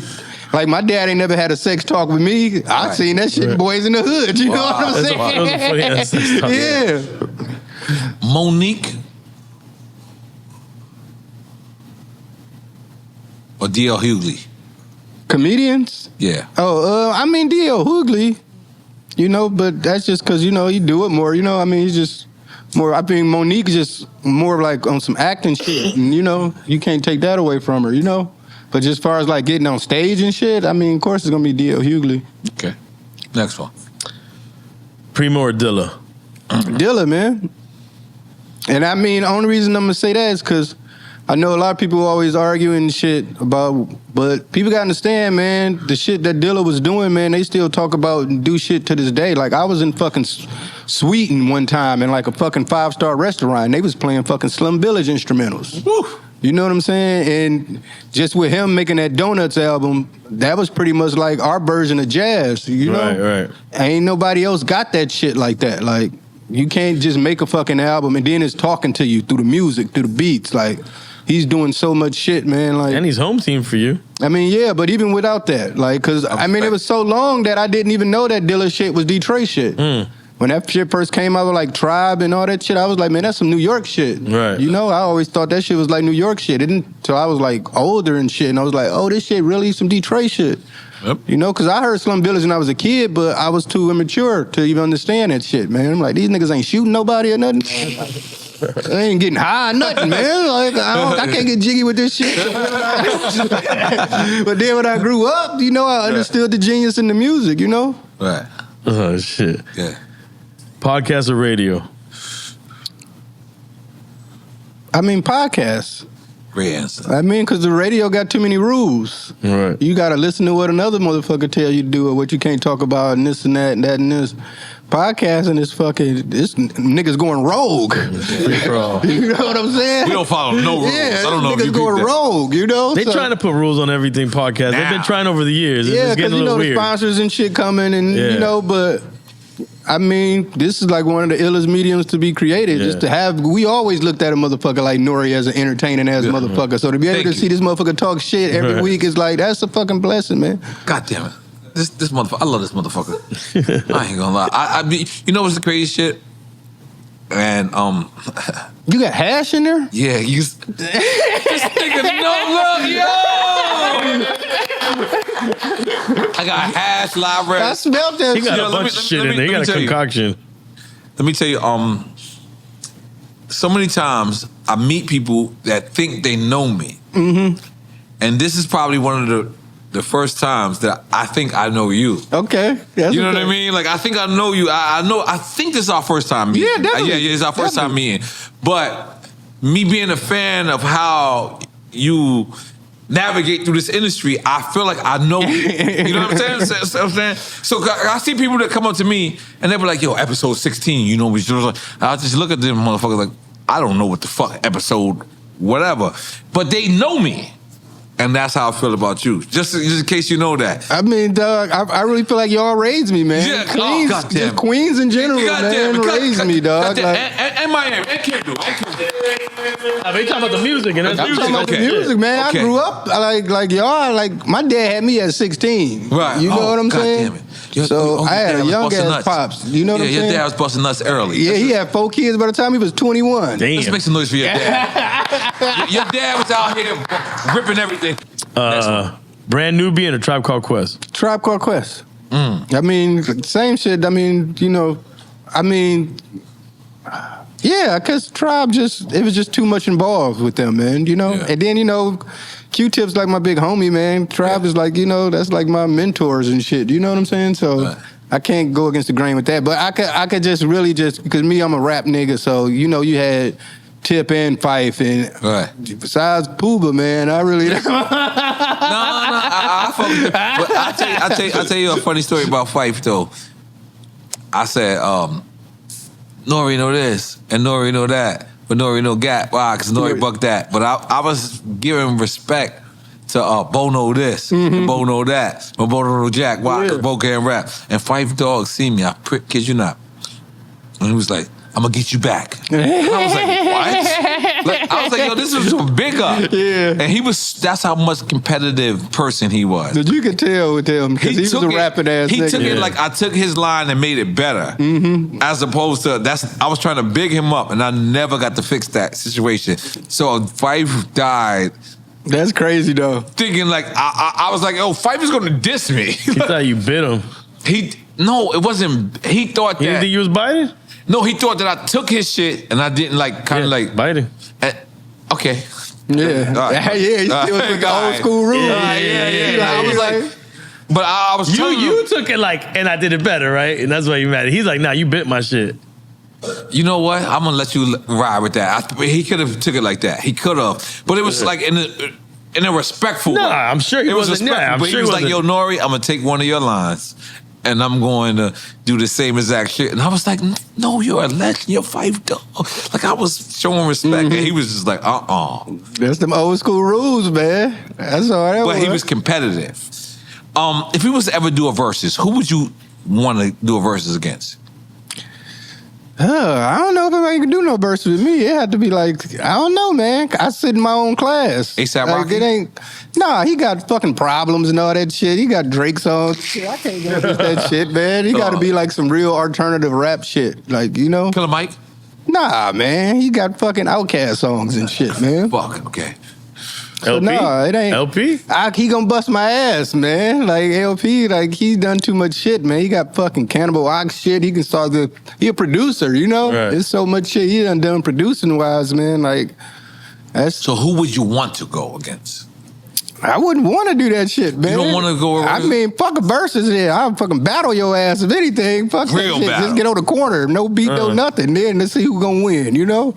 Fuck your song. Who would you want to battle your on the songs. corner? I mean, whoever think they want it. Because Should I think of somebody?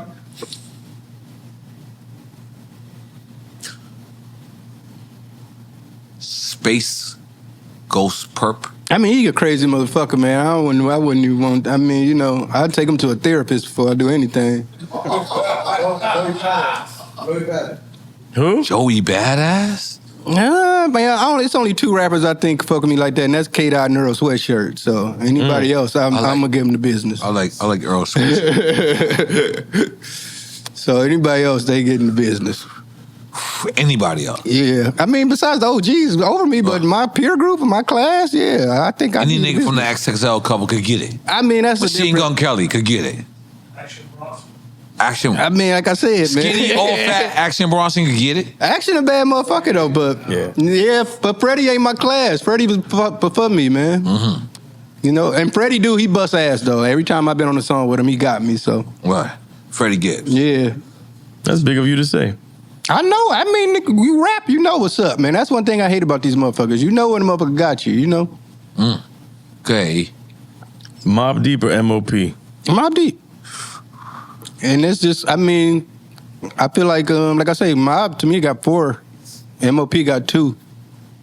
So, and I love the Warriors. The Warriors is like, you know, but I still even go to on like the beat making tip. Like Havoc is like one of my favorite producers ever, you know, and you know, Fizzy get busy too though, but you know, I just like Mobb is like, and Prodigy is like one of my favorite rappers ever, you know, so. Fire. I always gonna ride with Queens, I think, man. I respect you. That's why I'm moving on immediately. Let's go. Exhibit or Razkaz? West Coast. I think Razkaz is a better rapper, but Exhibit had a better album.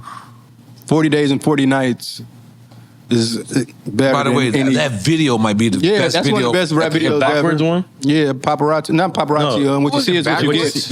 Yeah, they shot. They made it forward, but everything was Yeah. happening backwards.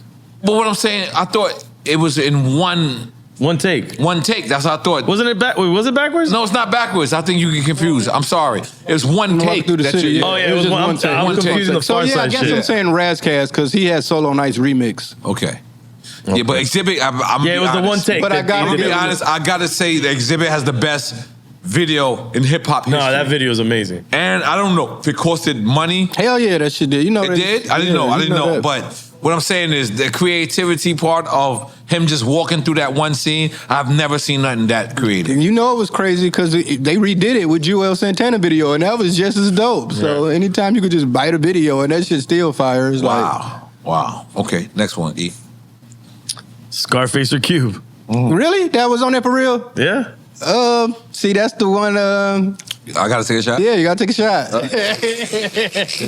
There ain't no winners in that one, man. Bomb Squad or Organized Noise? Bomb Squad. Cause you can't do that shit no more. Yeah. You know what I'm saying? Your ass, And you won't have they fuck around and lock you up trying to make them Bomb Squad beats, Right. man. And you won't have an organized noise without Bomb Squad. Is that not accurate? I would organized noise to me is more like into the live instrumentation shit type shit too, though. You know? Not South. Just live instrumentation. Yeah, just more of it like, you know, they was bringing in like guitarists and shit like that, you know? So I look at that shit as like more live instrumentation, and I look at Bomb Squad as just like taking 100 samples and making one fucking beat out of it. You know what I'm saying? Goddamn. You can't do that shit no more. Nah, hell no. You get sued like a motherfucker. You going to jail. Yeah, They ain't gonna go sue you. They just gonna lock your ass up. They gonna skip past the That's suit. past suing. You just go to jail. You do Bomb Squad beats now. Good. Which Yeah, I say Pharrell. LP get close. Who? I already asked No, that sorry. question. Finish what you say. But I say LP. That's what I think. You know, he make Bomb Squad shit without doing all that. You know. Kanye or Pharrell? No, We I asked already that. I asked told that. you I'm wearing my Filipinos. Yeah. You asked it. You jumped ahead. We Yeah, I did. We did with the Filipinos. I made it up in my mind. I didn't even know it was there. Man, you good. Yeah. Gibbs or Schoolboy Q? Ooh. That might be a shot. I'll take a shot. That might be a shot. I can't. They both sit in their own right, you know? Like, So they both sit in their own right, man. You know? I can't even. wherever Schoolboy Q is, he reached out, and we would love to have him on. Oh, Yeah, he'd be absolutely, great. man. I'm pretty sure he'd love to do this shit. Q my homie. Yeah, it's great. Yeah. Okay, next one. We back, Underdog Fantasy app. I've been winning. I ain't gonna lie. We all been doing very well. The stats lining up. I think N.O.R.e's leading and N.O.R.E in second place, but we doing our job just But so. this is a game I'm actually excited about. This game is very prime time. 8 But a.m. wait. What does the Drink Champs Army have to do? They have to download Sonny, what does Drink Champs the Army gotta Underdog do? Fantasy app. Download the app. Your first 100 is matched by with another 100. Yeah. Up to 100. Up to 100. So if you put 5-5, you put 20-20. Right, up to 100 and start winning. That's right. Drink or Champs. You've been drinking the code already. So we got Golden State Warriors. We got the LA Lakers in LA. Primetime matchup. Primetime. Primetime game. We're gonna go right into the points. LeBron James, you know, everybody know who he is. He's over 40K on the points. 40,000. Right now, his average is 25.3. Will he go higher or lower than 25.3? I think he's gonna go higher because I think he's coming back with vengeance. I think he's been in the karate, light skin karate class. He had his ass whipped in the light skin karate class, and he's coming out with a vengeance. And he's saying, "Fuck, I've been injured, so I'm coming back to let y'all know that I'm the most recovery player in the game." So I'm going I higher. like that. Damn, you convinced me. Yeah, Going facts. higher. right. What are we doing? Higher. He's on a point scoring binge right now. Yes. Higher with Yes. the points for him. I'm gonna go lower, coming off of an injury. Okay. I'm not mad at that pick, man. I'm not mad at that pick. Now his counterpart, his foe, Steph Curry, he's averaging 26.9. How will he go higher or lower against this LA game? I got Steph Curry going higher than 26.9. I got Steph Curry going lower because Under Armour is just not coming through right now. I hear you. EFN. I say lower as well. Sonny, Higher. you going higher? He shoots a lot and he gets them by the 3 higher than 20. He might have 9 threes, making 27. They need him to win. Damn. They do need him to win. Now, one of the things that Underdog has is a pick where it's a first quarter pick. So will he have more than 8 points in the first quarter, Steph Curry? More than 8 points in the first quarter. Higher or lower? I'm definitely saying he might double that. He might even have Yeah, 16. I say higher as well. He's coming out. He got a fade. You know what I mean? His S-Girls has been popping lately. So yeah, I think he's gonna come out and light it up in the first. What do you think? I got Steph Curry getting more than 8 points in the first More quarter. than 8 points? Yes. I'm going That's lower. 3 threes. I'm going lower for the simple fact that they like to build up the tenacity. They like to build up the moment. He'll get 8 points warming up. Okay. Warming up is 8 points. Okay. So jumping into rebounds, Anthony Davis, he averages 12.5 rebounds a game. Will he be going higher or lower? First off, he's going to go higher because Lil Wayne pissed him off, and his unibrow has connected even more. Yeah, so listen, he is going to go higher. He's going to show off that he belongs here. That how dare you say that the Lakers will be better if you trade me? And he's going to show and prove that that statement is false. False allegation. I think I believe in him. Yes. Higher. Higher? It's a great matchup for him. Draymond basically plays center for Golden State. True indeed. Expect him to get 15 or more. Right. Against Draymond? And his unibrow is like the protection 15 from or more Draymond. rebounds bigger for guy. Anthony Davis. I think all the picks are in. Underdog Fantasy app. Don't forget to download. Code is Drink Champs. Drink or Champs. Let's go. Goddamn, make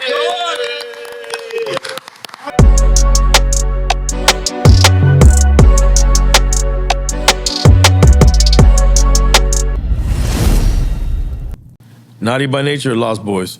Naughty by nature, man. Tretch rap better than Mr. Cheeks. I'm sorry I had to be Queens on that one. Yeah. I gotta mind my business on that one. They both my brother. And you know what? They would love to hear that. You know- they love that. They love that. I mean, Tretch is, come on, man. Tretch is underrated, I feel. Tretch is- He's such an ill MC. I mean, Tretch is, that's what you call lyrical miracles, Yeah. you know? Yes. No. Tretch is, you know. Tretch is that dude. Cannabis or Keith Murray? Keith Murray. Big up Keith Murray. Yeah, Keith Murray, man. I mean, and don't get me wrong, I'm gonna just say, because Cannabis, when he came out, everybody was shaking in their boots. Nah, yeah, he killed He the had game when he everybody came out. scared than the motherfucker. His but mixtape run was crazy. It's just that album, though, that Wyclef one, that was kind of crazy.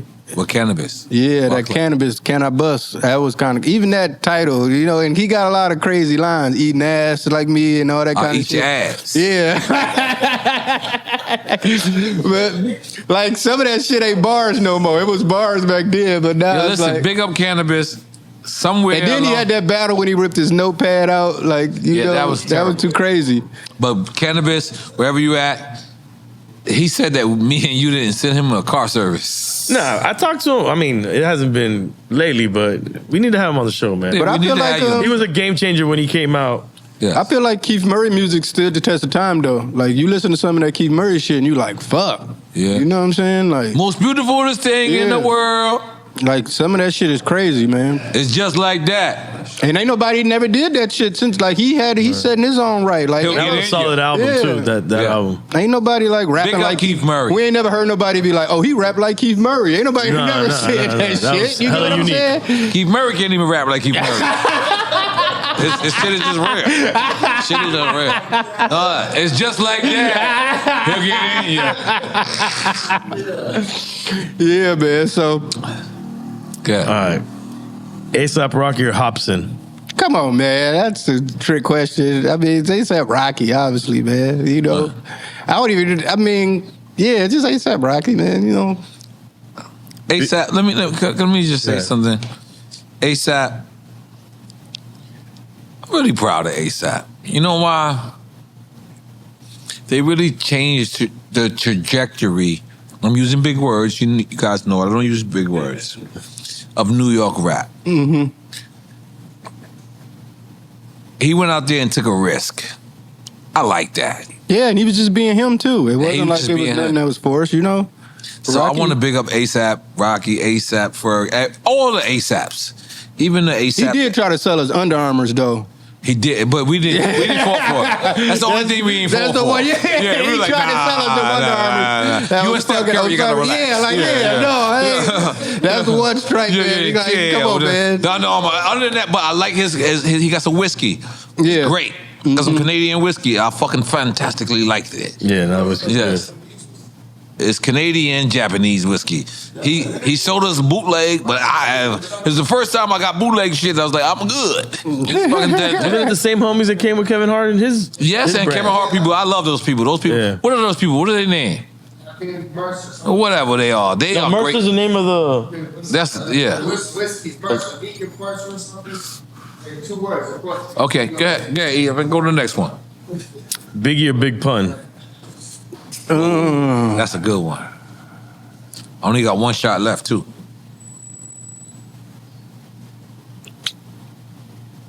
Damn, that is a hard one though. But yeah, take a shot. All Just right. take the shot. That's politically correct. That's Just politically take the shot, correct. man. Because I would have loved to hear them rap together. You know, Me too. that would have That's gave me my more answer. of a. That would have been That my would have answer. gave me more of a something to judge. You know. Right.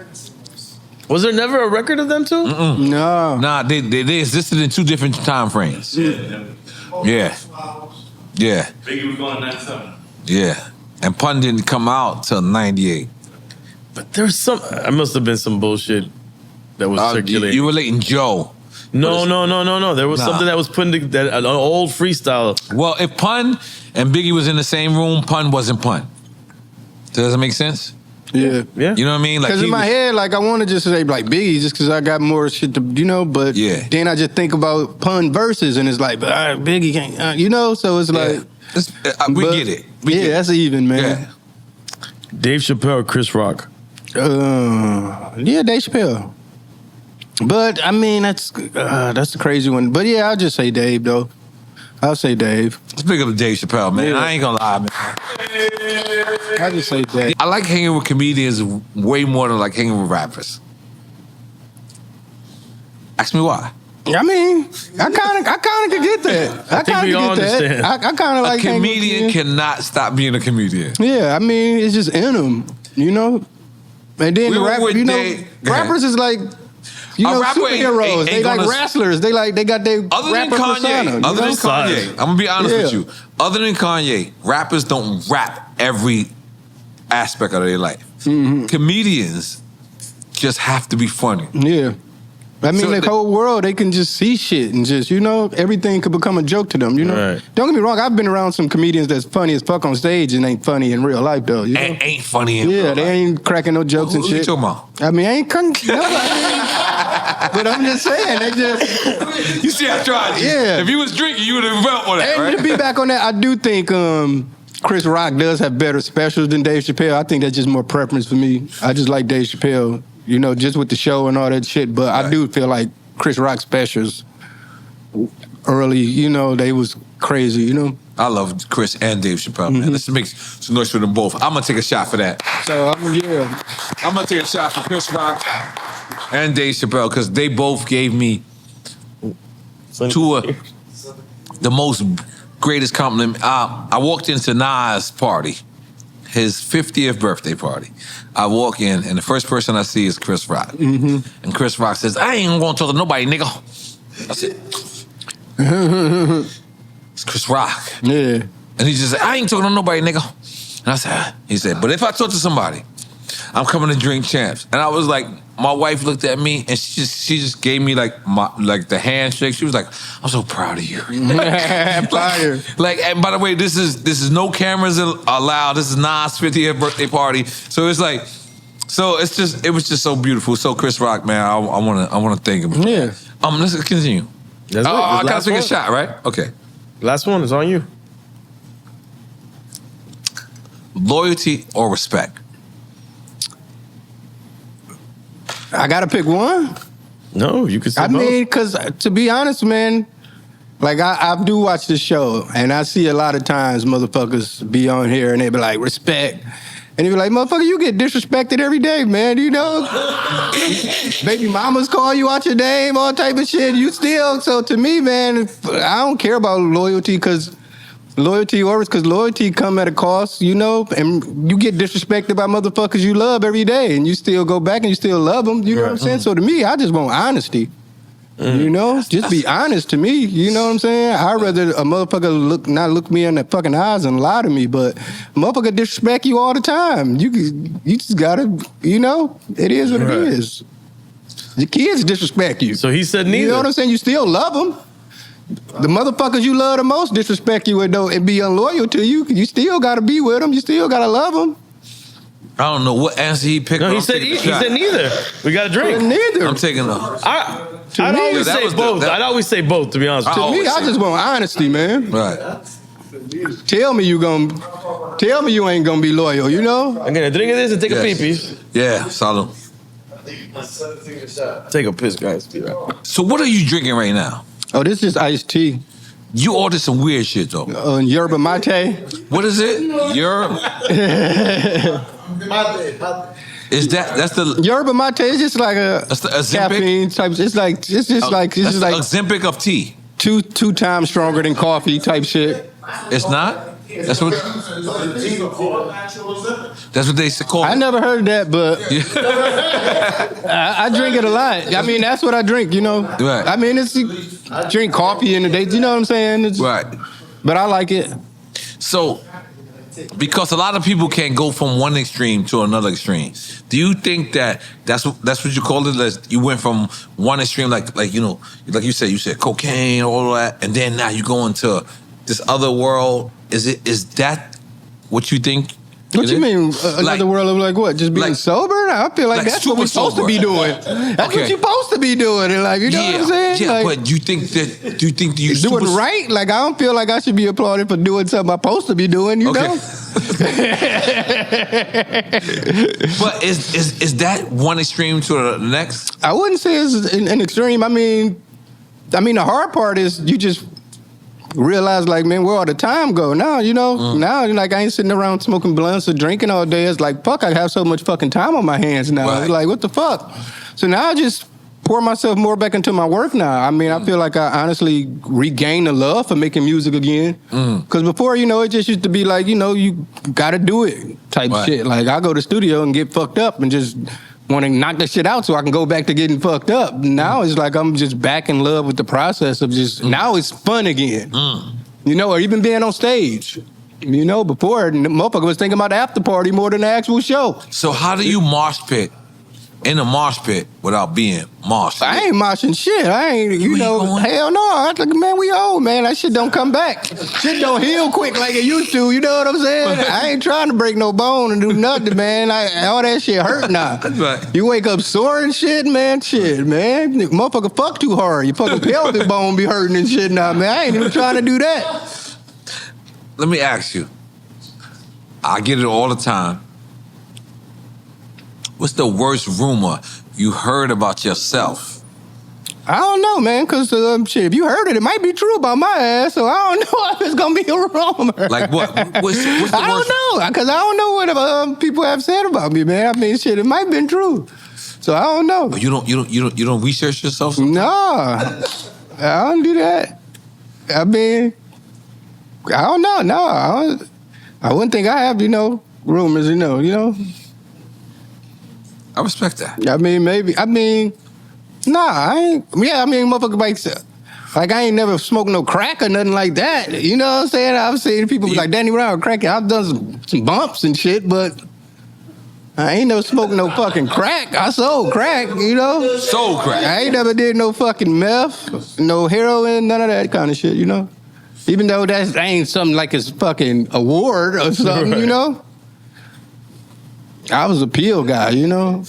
What kind of pills you took? I mean, I just really loved Adderall and, you know, the normal nigga shit, fucking Xanax and Percocets and shit. It's the only motherfucker I know who took Adderall right there. Who?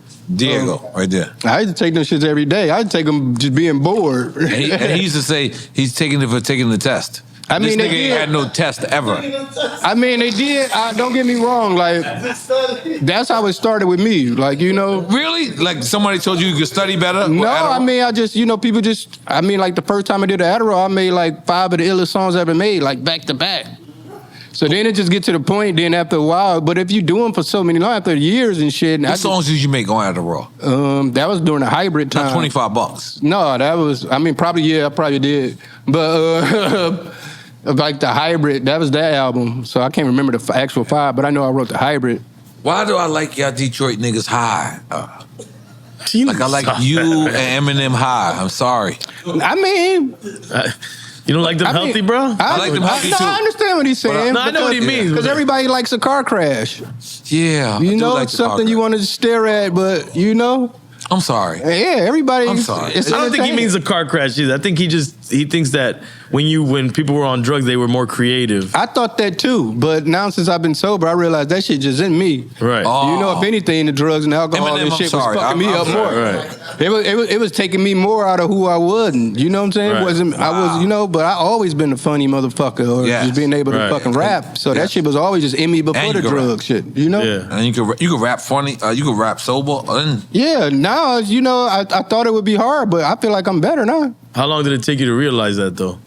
After rehab and stuff. Because I'm sure it was a struggle to get to that it took a minute, man. Because, you know, like I say, when I didn't have no intentions on quitting weed and shit, but so then I was trying that and it was hard, man. I'm like, I gotta quit smoke weed. Yeah, because I couldn't sleep. Because I couldn't sleep no more. He's having a terrible time right now. Because I couldn't sleep. You know, I couldn't. I was like, man. You from what? Quitting weed.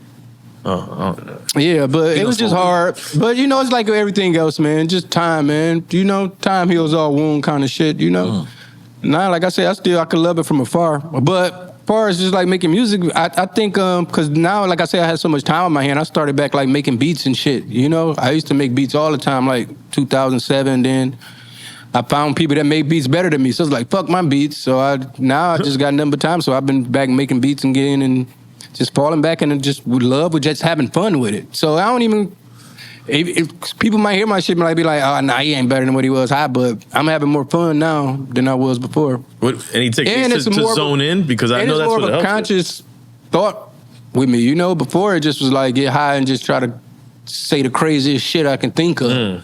Now it's sometimes, I guess, that might be just like what he's saying, like, because motherfuckers high and fucked up, it's a filter, ain't no filter. Now it is more of a filter, man. Now I think about shit a lot more. Like, do I really want to say, like, what am I? You get what I'm saying? Like, certain shit, I look back and be like, man, no, that ain't really cool to say. And you know who told me that shit a long time ago was fucking Ali Shaheed Muhammad, man. He was like, man, he's like, man, you fucking dope. You just got to figure out how to say shit in a better way, you know? Oh, he schooled you. Yeah, and I always stuck in my head, but now I understand what he meant, man, you know? Because, you know, sometimes shock value just mean you embarrassing yourself. Right. And it doesn't last. Yeah. It's not lasting. Do you realize how much hip-hop appreciates you? To be honest, man, I wouldn't even really care. I'm just happy to be a part of it. That's a great answer. Best and worst answer I've ever heard. Yeah, no, because I do see like a lot of influence I've done, and I can see where, you know, and some of it not good, some of it is, you know. But for the most part, as me, like I say, that kid in Detroit, just thinking like, man, I'm gonna be a rapper. I don't know, and just the fact that I did it, like, that's like the American dream, man, to be able to take care of yourself off something you love to do. Yeah, you know, people wake up and go do jobs and shit. They don't want to be there, man. I love my fucking job. That was one of the biggest reasons for me to get sober, because it was like, I really love my job. I don't want to lose this shit. Me too. You know? I love my fucking job too. Yeah. God damn it. And that's the American dream to me, man. To be able to support yourself off something you love to do, man. Can't be no better than that, man. Yeah, I'm gonna be honest with you, Danny Brown. This was awesome. Nah, it really is. Because you showing people that you can still have fun, you can still be who you are, and also accomplish your goals. Certain people can't do that. Yeah. And the fact that you're doing that, I want to applaud you. Thank you, man. I want to say, thank you. This was great, man. You got anything else? You ever done the Gathering of the Juggalos? Yeah, a few times. How's that been? I've been to it twice. Last time it didn't go too good. Last time it didn't go too good for me. Because, you know, they always crazy. They throw Fagos at you and shit. Which means they like you when they throw that shit. Yeah, but this time I played Fago, the soda, the big soda Pops, bottle. where we from Pop. Yeah, Pop. And that's in Detroit? Yeah, Fagos. That's what they do. They throw Fago and shit. So, but this time, I was on stage and they wasn't throwing Fagos and shit. So I was like, what's wrong with y'all motherfuckers, man? You know? And you wanted them to throw it. Yeah, you know, and Yeah, it got bad. They just started throwing everything. They started throwing more than Paygo. So I was like, man, you know, play stupid games, win stupid prizes. You know what I'm saying? It's such an interesting festival, man. Yeah, but it's great. It's fun, man. Just the love out there and shit, man. And it's a loyal fan base. Yeah, you know, it's crazy. I mean, like ICP, like being able just to be Insane Clown Posse. Yeah, to go. That was another thing too, like being able to be around them early when my career was first starting and seeing how they was operating and moving and shit. And I was like, yeah, that's the type of shit I wanted for myself, you know? Like, you know, I can't say I've accomplished that in that sense, but I was just looking at them like, man, you can really, almost like a blue collar, like middle class rapper, you know? Yeah. Like you can really just have a fucking ill ass career, man, without fucking having to compromise who you are or what you want to do with music, you know? Yeah. So I really, that was a big influence on me. Any Trick stories? Trick? I mean, probably before, like, you know, Trick, like, I mean, I used to be a kid, like, you know, teenager, and they used to have these, like, this before, like, any rap shit or whatever, but they used to have, like, these after hours and shit called, like, Outcast and shit like that, and that was, like, the first time I seen a bitch stick a flashlight in her ass and cut it on and off. What? Yeah. What'd you say? She stuck a flashlight in her asshole and cut it on and off. But I said that to say because Trick them, I think they used to run that shit kind of, and any nigga used to act up and shit, they'll lock the doors on your ass and just beat the shit out you. So I seen a lot of, I seen the Goon Squad put the tips on a lot of motherfuckers, man. Shout out to my friend Trick, who's never showed me anything gangster. He's always been a gentleman. Yeah, that's the cool thing about him too. That's the greatest shit. He always embraced me. Like, when I first came around, everybody was kind of, like, weirded out by me because I, like, wore tight clothes and shit and all that shit. And he's like, nah, man, you from Detroit? It's just, we family type That's shit. dope. Like, he never looked at me any type of weirdo way or nothing like that. So let me this last question, because I just want to just, like, get this out the way. Pizza. Mm-hmm. Oh, yeah, I seen that shit. Detroit-style pizza, man. Buddies, man.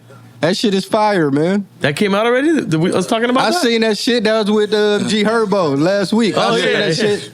Yeah, man. Detroit, you don't know nothing about the Detroit style pizza. Now, don't get me wrong. It's good. Well, how It's fire.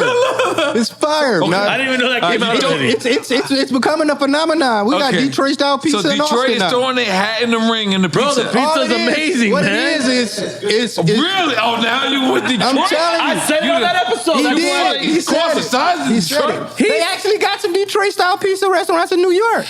But don't get me wrong, I understand what you're saying. Ain't nothing better than that New York dollar slice, even though they ain't dollars no more. Thank you. That dollar slice, you know, you put the peppers and the Parmesan, you know, you dress them up. Thank you. Ain't nothing better than that But shit. you telling We me know Detroit is going to throw But their hat in the ring? Detroit style pizza, that's some baller shit kind of, you Like, know? I respect y'all with the Coney dogs. All it is, they reversed it. It's the sauce on top of the cheese.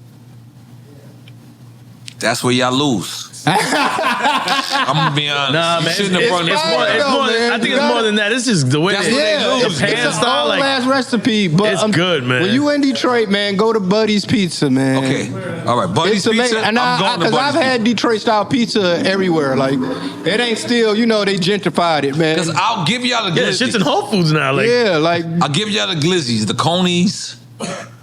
Y'all got some. yeah, but I like the loose burgers. I'm a loose burger guy. Ooh. Which You would not- be you not- Detroit version of a chopped cheese when I think about it. Because you ever had a loose burger? He went too far. I'm just being honest. Loose burgers? You never had a loose burger? I've never had a loose burger. Loose burger, they just 'Cause I'm a scramble. turkey guy. It's just scrambled. Instead of the hot dog, you getting scrambled hamburger with the chili and cheese. That's what I eat. But coming up, like old school, we eating them fish dogs, man. Fish dog. The fish dogs, man. They fucking just give you Boris, like, what you laughing at? yeah, the fish dogs, the motherfuckers.